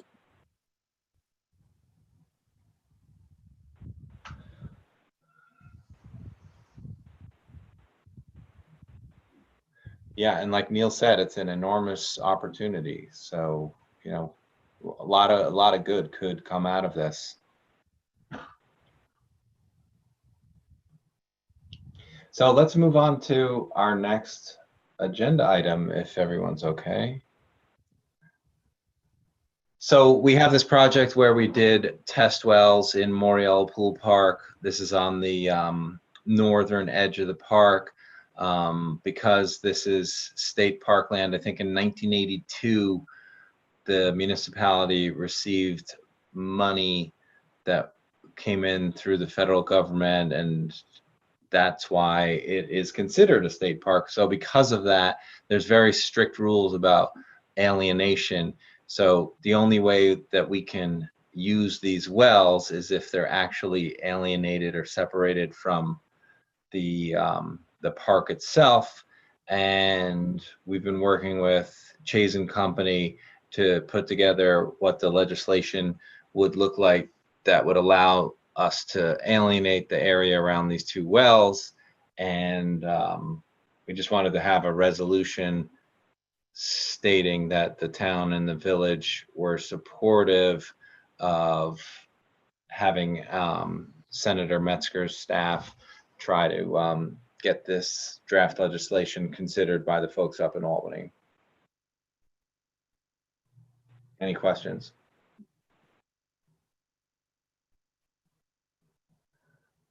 So I motion that we move, this very simple concept of saying that we're asking the senator's office to support our need for alienation for these two groundwater wells that are on the north side of Memorial Pool Park. Second. All in favor? Aye. Aye. Make the same motion for the town. Second.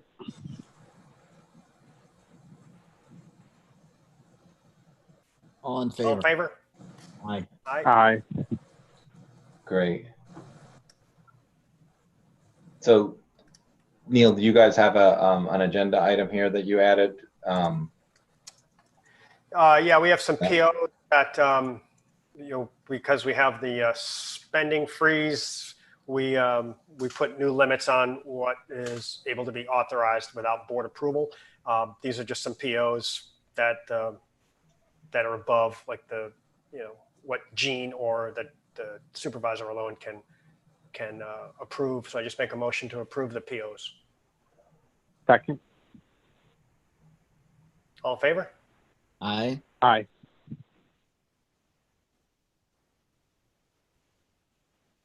All right, that's it. That's all we had. Thank you, Aye. village. Thanks, town. Thanks for coming, town. Till next time.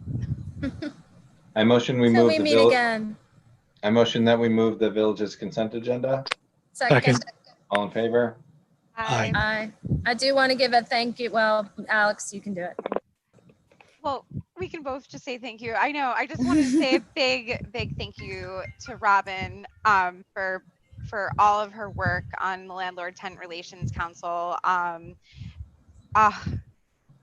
glad it's not the end though, because we already have plans to talk about the noise ordinance soon and noise solutions that Speaking involve of not the raging police. online debates. Oh yeah.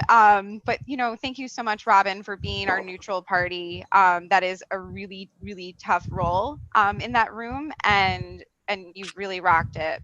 And now I'm gonna start crying. So we need to find a neutral party, by the way, everybody who's listening.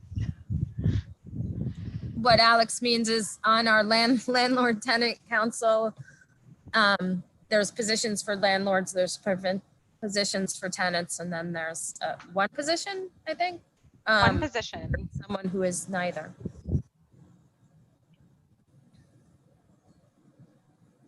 Thank you, Robin.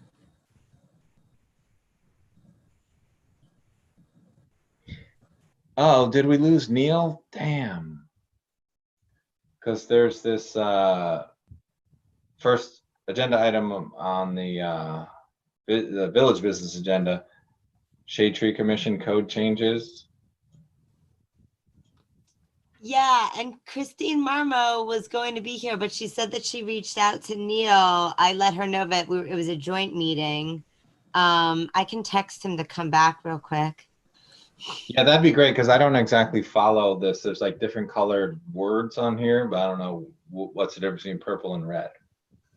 So they had submitted these changes to us in the past, but we wanted more detail on the reasoning behind the changes, and I believe that's what this document is showing. Yeah, I would need someone to explain this document to me. I don't understand it. Okay.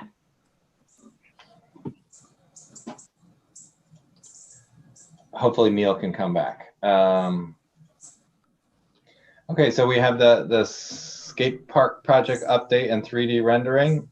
Alex, you want to tell us what's the update? Sorry, I was on mute.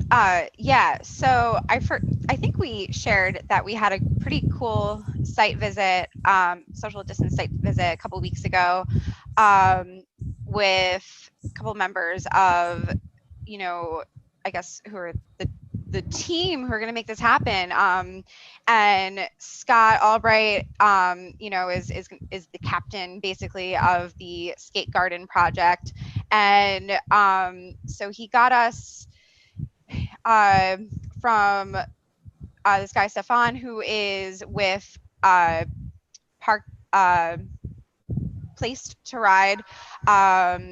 Basically, these guys have like built like skate parks, like not only in their own backyard over in Gardner, but like in Puerto Rico. There's one design they did together. I think it was one in Sweden that looks a lot like kind of the skate garden model and all this. But anyway, Scott suggested that we work on getting, you know, actual 3D renderings going as soon as possible in order to really keep up, you know, the momentum. Like, it's the only way we're going to be able to raise funds is if people know like what we're raising funds for.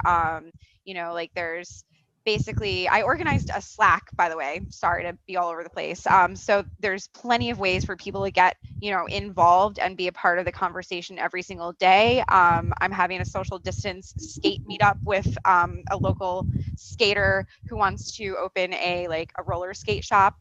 You know, so there's different ways to be involved. So anyway, what is on the agenda is a little introduction to PTR, Park Placed to Ride, which is, you know, this company that makes skate parks that, you know, has been based locally. And, you know, you might have seen some of these guys skating in the area, but has made, you know, designs worldwide, really cool stuff. And then they all made up basically like an ask so that we can get the 3D rendering going, and some like cost estimates. So it looks like an overall cost just for like this beginning stuff would be $7,000, you know, because there needs to be like more of a comprehensive site review.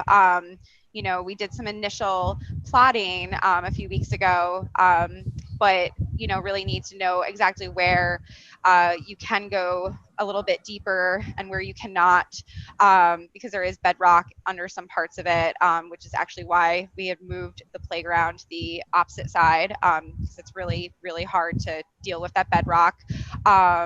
So figuring out exactly which parts we would have to build up, and when you have to build upwards instead of downwards with concrete, it does become more expensive. So stuff like that is what we need to figure out before we can really set our community fundraising goals and get the teams, you know, going on these different, you know, subcommittees that we created before the pandemic started. So getting that site review, you know, and evaluation really mapped out, and getting the 3D rendering, actual like architectural work basically done, would be pretty important, we think, to get to the next steps. Was that a good summary? I'm exhausted at this point. Yeah, that's a great summary. So our next step is to go ahead and approve investing in these renderings or the 3D model. Yes, if we can. Well, I believe Are we have. using rec fund money for this? I can't remember. I know we had money for this, but I can't remember. Yeah, rec fee fund money. Okay. Good. It's excellent use. And you know what? I think it totally dovetails with our other conversations, I forgot to mention that Michelle and I had a really great talk with Jim Tinger and John House from New Paltz youth program about our inventory of our laws to see what we're using police for. And we want to invite them to a meeting soon. And, you know, part of it, and it dovetails with the ideas of, you know, having public spaces, public squares, whatever, you know, the youth in our community need somewhere to go that's outside. Yeah, that's partially why, you know, this is the project I talked about, you know, in my campaign, you know, just coming from a place of knowing some friends like Lunchbox would definitely still be here today if we had more public places to hang out, you know, and just skate. So I'm with you on that issue. And it's such a great, like, it's such a good spot. And I just want to say, like, you know, having had a few like Zoom meetings during this pandemic, you know, with the, you know, I don't want to say like the kids, but their children, with the kids that did the initial fundraising that pushed this, you know, forward, like the shock and surprise, like they all had that this is, oh, we can still do this. Just like it killed me. Like, I'm like, yes, we have no choice but to do this, you know, like, so I think we're going to make a lot of people really, really happy, like getting this going. You know, and the first steps, getting them done at this time when, you know, things are still wonky and we can't, you know, really have a million people in like one tiny little space yet. Like, it's perfect timing, actually. It's a good time to get those renderings done, and then start on like the artwork part and creating a really, really comprehensive fundraising campaign. I think it'll be awesome. So Alex, a quick question for you. I think this is a really great idea, and I think we had an email exchange about a plan B for a site. Have you guys explored a possible alternate spot? So I mean, I'm all about like plan A through Z for sure, but we're the government, you know, like they're, you know, right? Like, why would we at this point need another spot? Well, I think maybe for costs, and whether or not the public's going to embrace the project at that location. So yeah, so with cost, I could see that being an issue, but the bedrock isn't in like the whole spot, and it's not like we're trying to make just one big bowl, you know. It's like a multi-feature. Like, the goal is, you know, we have the list from the first in-person meeting of like everybody added one dream feature that they want, and it's pretty basic stuff. A lot of it is built up, so that cost would be kind of the same regardless of location, if that makes sense. Another cool thing about this particular location is it actually makes it so the skate park, the skate garden, is part of a comprehensive recreation plan that really speaks to like the connectivity that really makes New Paltz, you know, our downtown, like, you know, such a unique place to like work, play, and, you know, soon skate. So that location's pretty ideal because of, you know, the like how accessible it is to you know, different places that people skate to and from. It's good because of its access to, you know, the college campus as well as the middle school, which are two big hubs, you know, for skater populations that, you know, don't necessarily drive and can't make it out to, you know, Saugerties, which is a fun skate park. And there's also other work that, you know, we're planning on doing in Hasbrook Park. There's the rainwater collection project at that exact corner. So tying this skate garden into the rainwater, you know, collection project, you know, I think actually makes it really valuable. And then it would give us an opportunity to like take a look at some of the courts that need a little love. You know, and now that there's lights, you know, in the park, like that question of, you know, safety, you know, while skating at twilight, is already addressed, you know. So I'm pretty set on that location, but What are the other locations we would consider? Well, what I thought was, since many of these skate parks that I've seen online, and I've been to a couple, but particularly I saw one in Ithaca. I think there's one in Milwaukee. They use existing paved areas that are no longer used, like garages, parking lots, and the like, and that saves a lot of money, and you get more bang for your buck out of previously paved surfaces. And to add another paved surface to our park, I think is, you know, something that might get some resistance. That's why I bring it up. Right, Right, but so Bill, where's actually- that other location? Where are the other The other locations? location, one location I was thinking of is behind the DPW.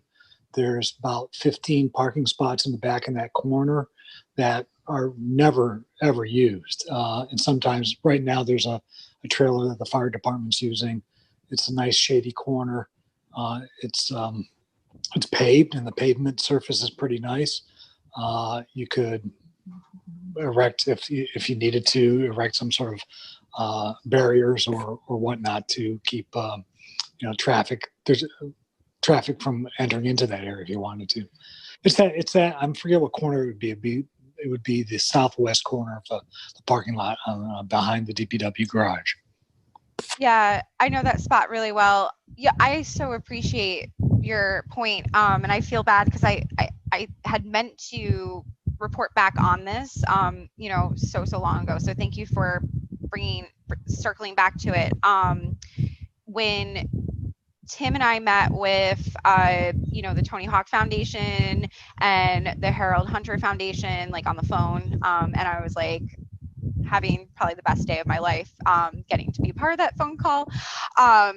We approached, you know, that idea as like goals first, thinking it actually would cost less. And we basically have been told, not only by those folks, but by the team, you know, that is the local guys that are gonna build this thing, that it would actually possibly cost more because of, you know, you'd have to be tearing up the pavement in order for any of the bowls, or it would actually maybe require building up completely, whereas like the big thing in cost is if you can build in for any of the you know, I don't know if it's convex, concave, but any of the bowl type shapes, if you can build in or build down, you know, without having to drill into bedrock or break up, you know, already existing pavement or concrete, that actually is where you save the cost. And you still would need to do a completely fresh pouring, you know, of concrete, regardless of the surface. So according to the experts, it would cost a lot more to start with an already paved area, even though that feels so not, you know, intuitively correct. That's what I guess now like 3 different famous skate park builders have advised us. Yeah, well, I can see in this particular spot that I'm suggesting it is asphalt, so I guess you would have to coat it with something, concrete. So the other thing is concrete's not a pervious surface. So how many square feet of impervious surface are we talking about? So that's what we need to get somebody, you know, to do the site review and evaluation of, you know, to get the actual square footage of the area that we had mapped out in that corner of the park. You know, I don't know the square footage yet, because the idea is it's a skate garden. So going like around any, you know, any of the natural features that are there, you know, Right. and have making sure there's room for, shade trees and, places for, a friend or a sibling or a parent to, hang out, or, someone to take a breather while watching, other people skate. I think Ari brought up maybe using that space for picnic tables or something like that. I don't know. I also feel like I like the visibility in the park versus tucked behind DPW. Well, that's the other thing too. So from what I have been looking into, one of the biggest pushbacks for like in communities that, build skate parks, is like exactly why we're building this, like to we want kids to hang out. We want grown-ups to hang out. We want everyone to hang out there, right? So one of the pushbacks often is like, oh, people are going to hang out and do bad things or something. So usually it's recommended. I can send this around again, but it's on the first bit from the Tony Hawk Foundation that I had emailed out months ago. Their PDF for like a guide. You want to, if you want public, opinion to be like all in for this, you want to go for the more, visible, more public spaces. You want it to be someplace like adjacent to, for example, a playground. Like that's how you win over like nervous parents and other folks who like might not get skate culture, but they can get the idea of like a mom or a dad or a babysitter being able to have their eyes in two places at once, like while being stationed in between in the field. So that's generally best practices, but that's only best practices in the US. I haven't really looked at like, worldwide, but it's very recommended to be as highly visible as possible. But I think that also ties into the matter of, the whole point of like public spaces and, again, also thinking about, potential grants, we could get to, the more visible it is, the more it is like part of this like overall like recreation plan. And that can definitely help for sure. Yeah, I think it sounds especially exciting, the idea of like integrating the skate garden with the playground and the basketball courts and the pickleball courts. And it's just like it's like a community gathering spot for, folks who, want to be outside, and, someone can bounce between all the different, recreation assets. I love the idea that they're near each other. And that, family members, who might want to do basketball versus skating, and, it's like one-stop shopping. Yeah, this is like what I wish existed, when I like growing up, as the oldest of four and having like raised the other three, basically. Like I wish I got to skate at the same time that they like played on their, little kid things. It would have been so much more ideal. Didn't we last year discuss around the playground time for that corner of the park to be used as there was some other purpose for it that we discussed? Was it something, there was like a meditation garden idea that was floated about? What happened to that idea?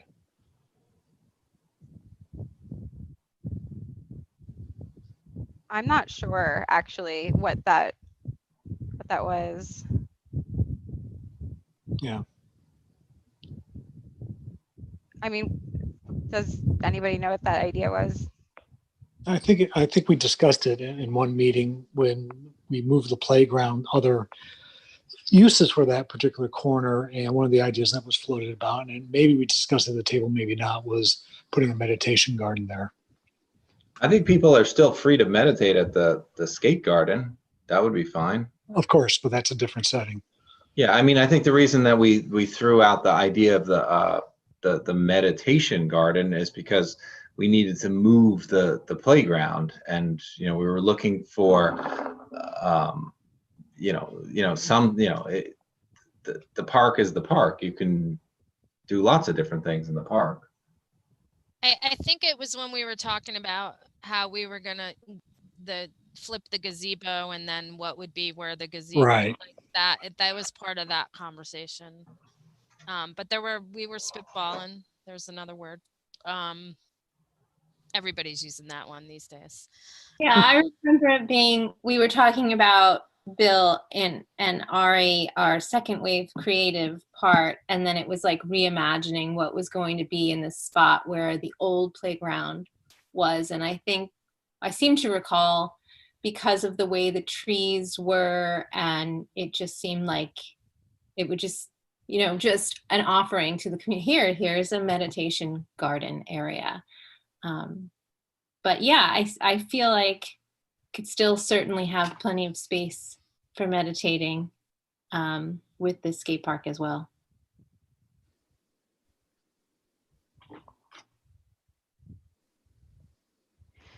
Yeah, again, like, it's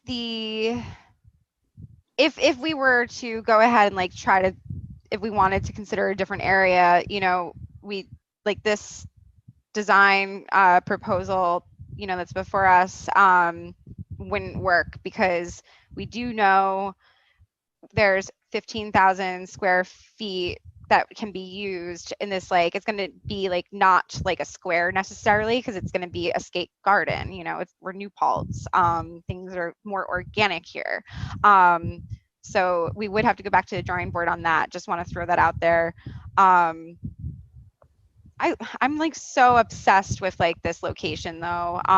Again, imagine like being a middle school skater and being able to just like go down the hill. My kids are going to be like, I can't believe like we didn't like, as a parent, I'm like all in on this. The first time one of my kids got kicked off campus was skateboarding. They learned how to skateboard there. Yeah, I got myself in some trouble on campus as well. I really feel like it intersects with so much of the other stuff that we're talking about. I think the location is perfect, frankly. I totally hear you loud and clear about the downside of the impermeable surface thing. I just feel like, as Alex articulated, it's not necessarily true. It depends on a lot of other variables, costs and whatnot. And I think I want to even posit that if there was some other spot where we could do it, where there is pavement, I think we'd still be having a discussion about like Hasbrook being a better, that you can't let the perfect get in the way of the good, basically. And let's think about, maybe we can upend let's think about offsetting. Maybe we can upend some pavement somewhere that doesn't need to exist. I don't know. If people feel strongly about it, I bet somebody could find. Well, we're doing that at that corner. I mean, that's what the infiltration area project. That's right. We're actually doing that right there with that other right. It is. Yeah. It is doing the offsetting as part of the whole. Yes. Sorry, I didn't use the word offset when I described that part, but that's why I like that corner. And like, it was really fun chatting like with, it was like me, it was the mayor, it was Blue, from DPW, and then these like professional skate park designers, all like, oh yeah, that's awesome, like, that rain thing, like that's great, like that really just tied into like the vibe of like it being a skate garden in our park that we'll rename. We were talking about the garden, I forgot the whole, and yeah, it is already. And we received money from Senator Metzger's office to help us realize that project.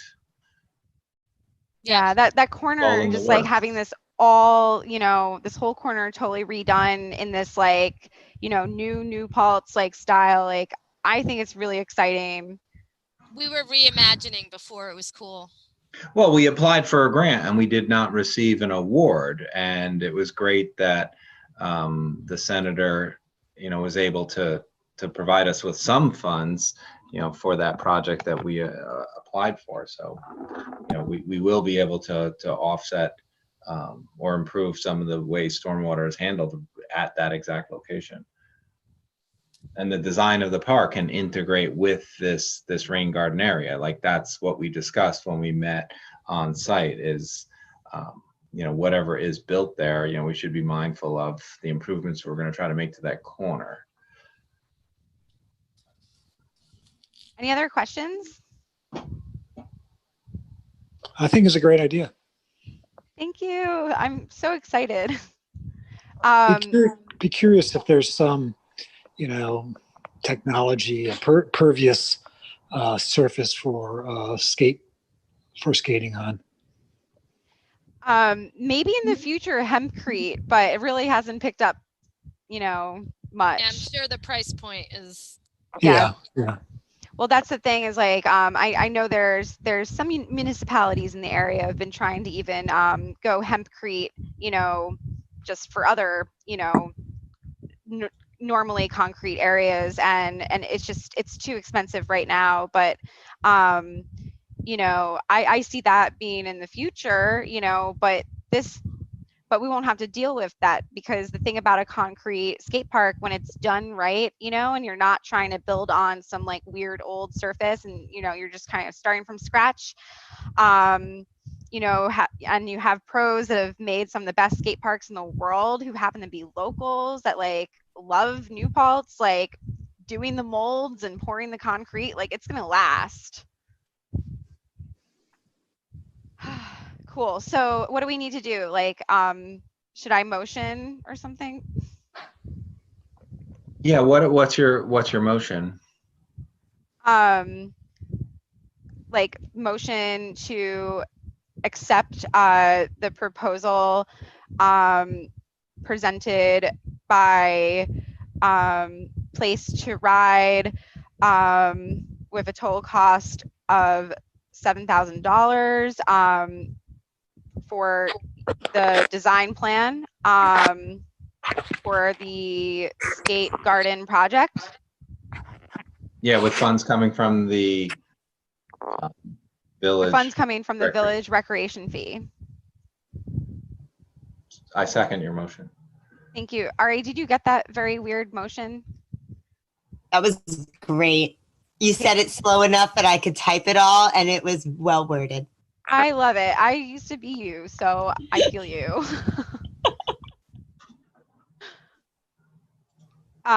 So I move the question. Got a second? Aye. Woo. Aye. Sweet. Thank you. Cool. I motion that we approve the request from NP Rock Yoga to temporarily use Hasbrook Park for some classes.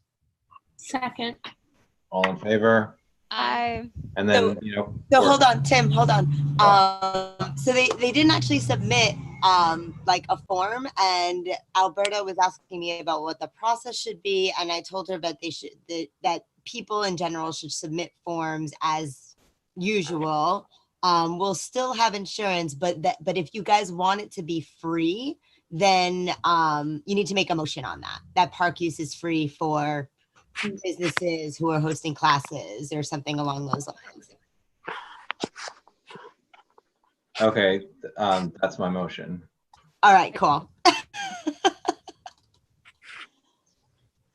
Michelle was the second. Yeah.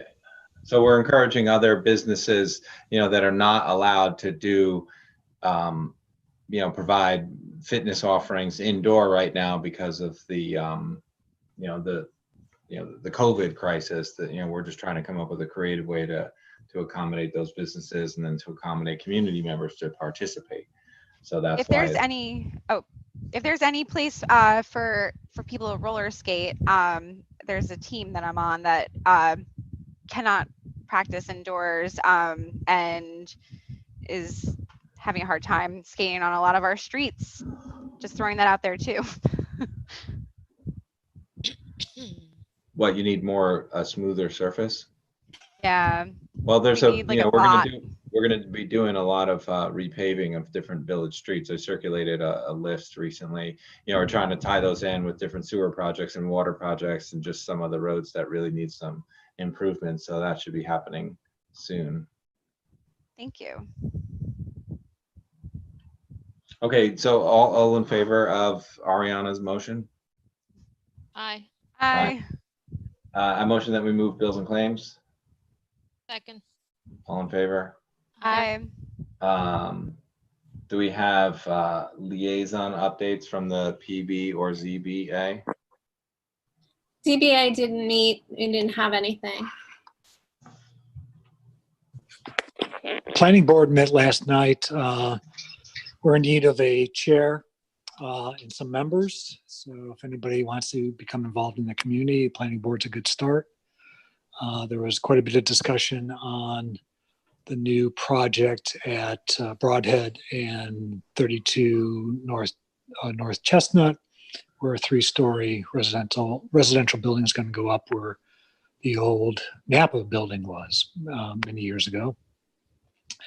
And then there was discussion of Stewart's, and Stewart's offered to give up the 5 Broadhead property to interested party who wants to renovate or to move it, or perhaps if that doesn't come about, to have it leveled and us turning it into a garden of sorts, to recognize Black history and the contributions of Black Americans in our community.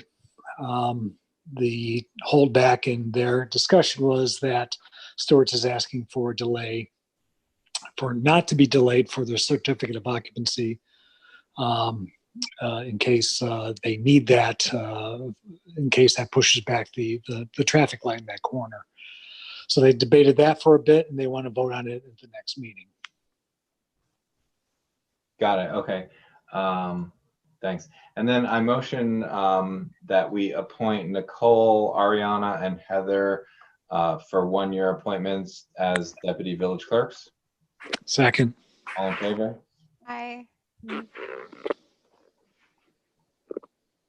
I don't think we have anything else. Did I add anything to the end of this agenda? I don't think so, right? No, I think you covered it. Alana asked me, to make sure that part of this Stewart's thing is that they would like the village board's thoughts on the CO. So, if you don't want to talk about it right now because you don't feel prepared to do so, that's totally fine. But, she feels like it would be helpful for the planning board to have some feedback from you guys. I can provide a little feedback. So basically, when the planning board approved the Stewart's project, the resolution is pretty rigid, and then it says like no certificate of occupancies until the traffic situation and the traffic signal light issue is in place or sorted out and good with the DOT. So it feels like because of COVID and because of construction delays and because the DOT process, the anticipation is that it will take some time, and Stewart's is 100% committed to putting in the light, but like trying to time all of that stuff, it seems like what they're looking for is a little bit of flexibility. If they get their store constructed, they would like to open it while they're ironing out final details with the DOT and that intersection. And personally, I think it's a reasonable request. I think with everything that's gone on in the world, the fact that a business wants to, still build a new store is better than the alternative. And sometimes it is hard to work with state agencies and nail the timing perfectly. So I'm personally comfortable with the planning board modifying the language in their resolution where it says something like, make sure you're 100% committed to, getting everything in accordance with what the DOT wants, but just providing some flexibility in terms of a temporary CO while they wait for the permanent CO.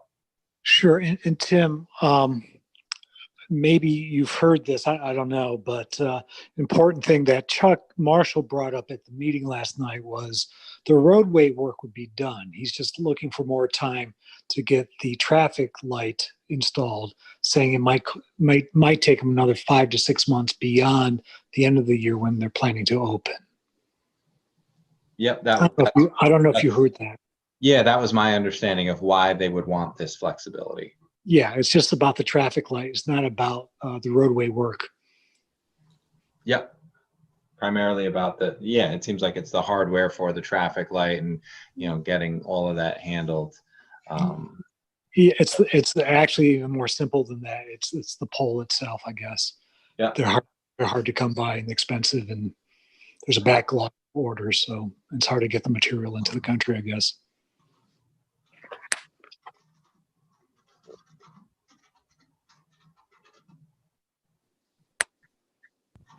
So, we could relay that. If anyone else has thoughts on this, I don't think we need to take action or anything, but just, it seems like what the PB was looking for was just that we were aware of the situation and, that we didn't have any, serious objections to,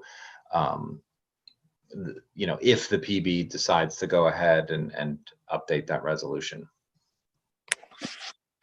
Right. But at the end of the day, it's still their determination. They're the ones with the authority to modify that resolution if they choose to. Right. So will you write something up, Tim? No, I will not. I just want to say that we had this conversation and Okay. and they can refer to it. And, we all sat here, all 5 of us on the board, and we're like, okay, seems reasonable. I think totally most doesn't need to be in writing. My minutes will be enough for Alana and the planning. Yeah, most importantly, it's just that we had the conversation. We understand what's going on. We understand what the PB will be deliberating on, and we don't have any objections. Like, not that we're saying like absolutely do this. We're just not saying that we're opposed. Got it.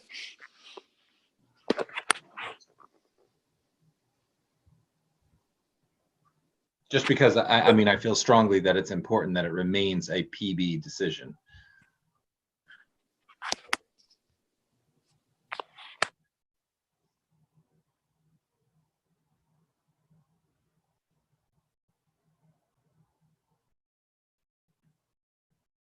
Is that it?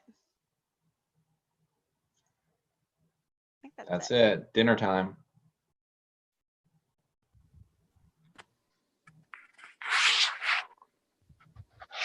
Is someone gonna Are we motion to adjourning? adjourn? Motion to adjourn? Second. All in Aye. favor? Bye. Bye. Bye. Thanks, everyone. Bye. Good night, everybody. It's so awkward.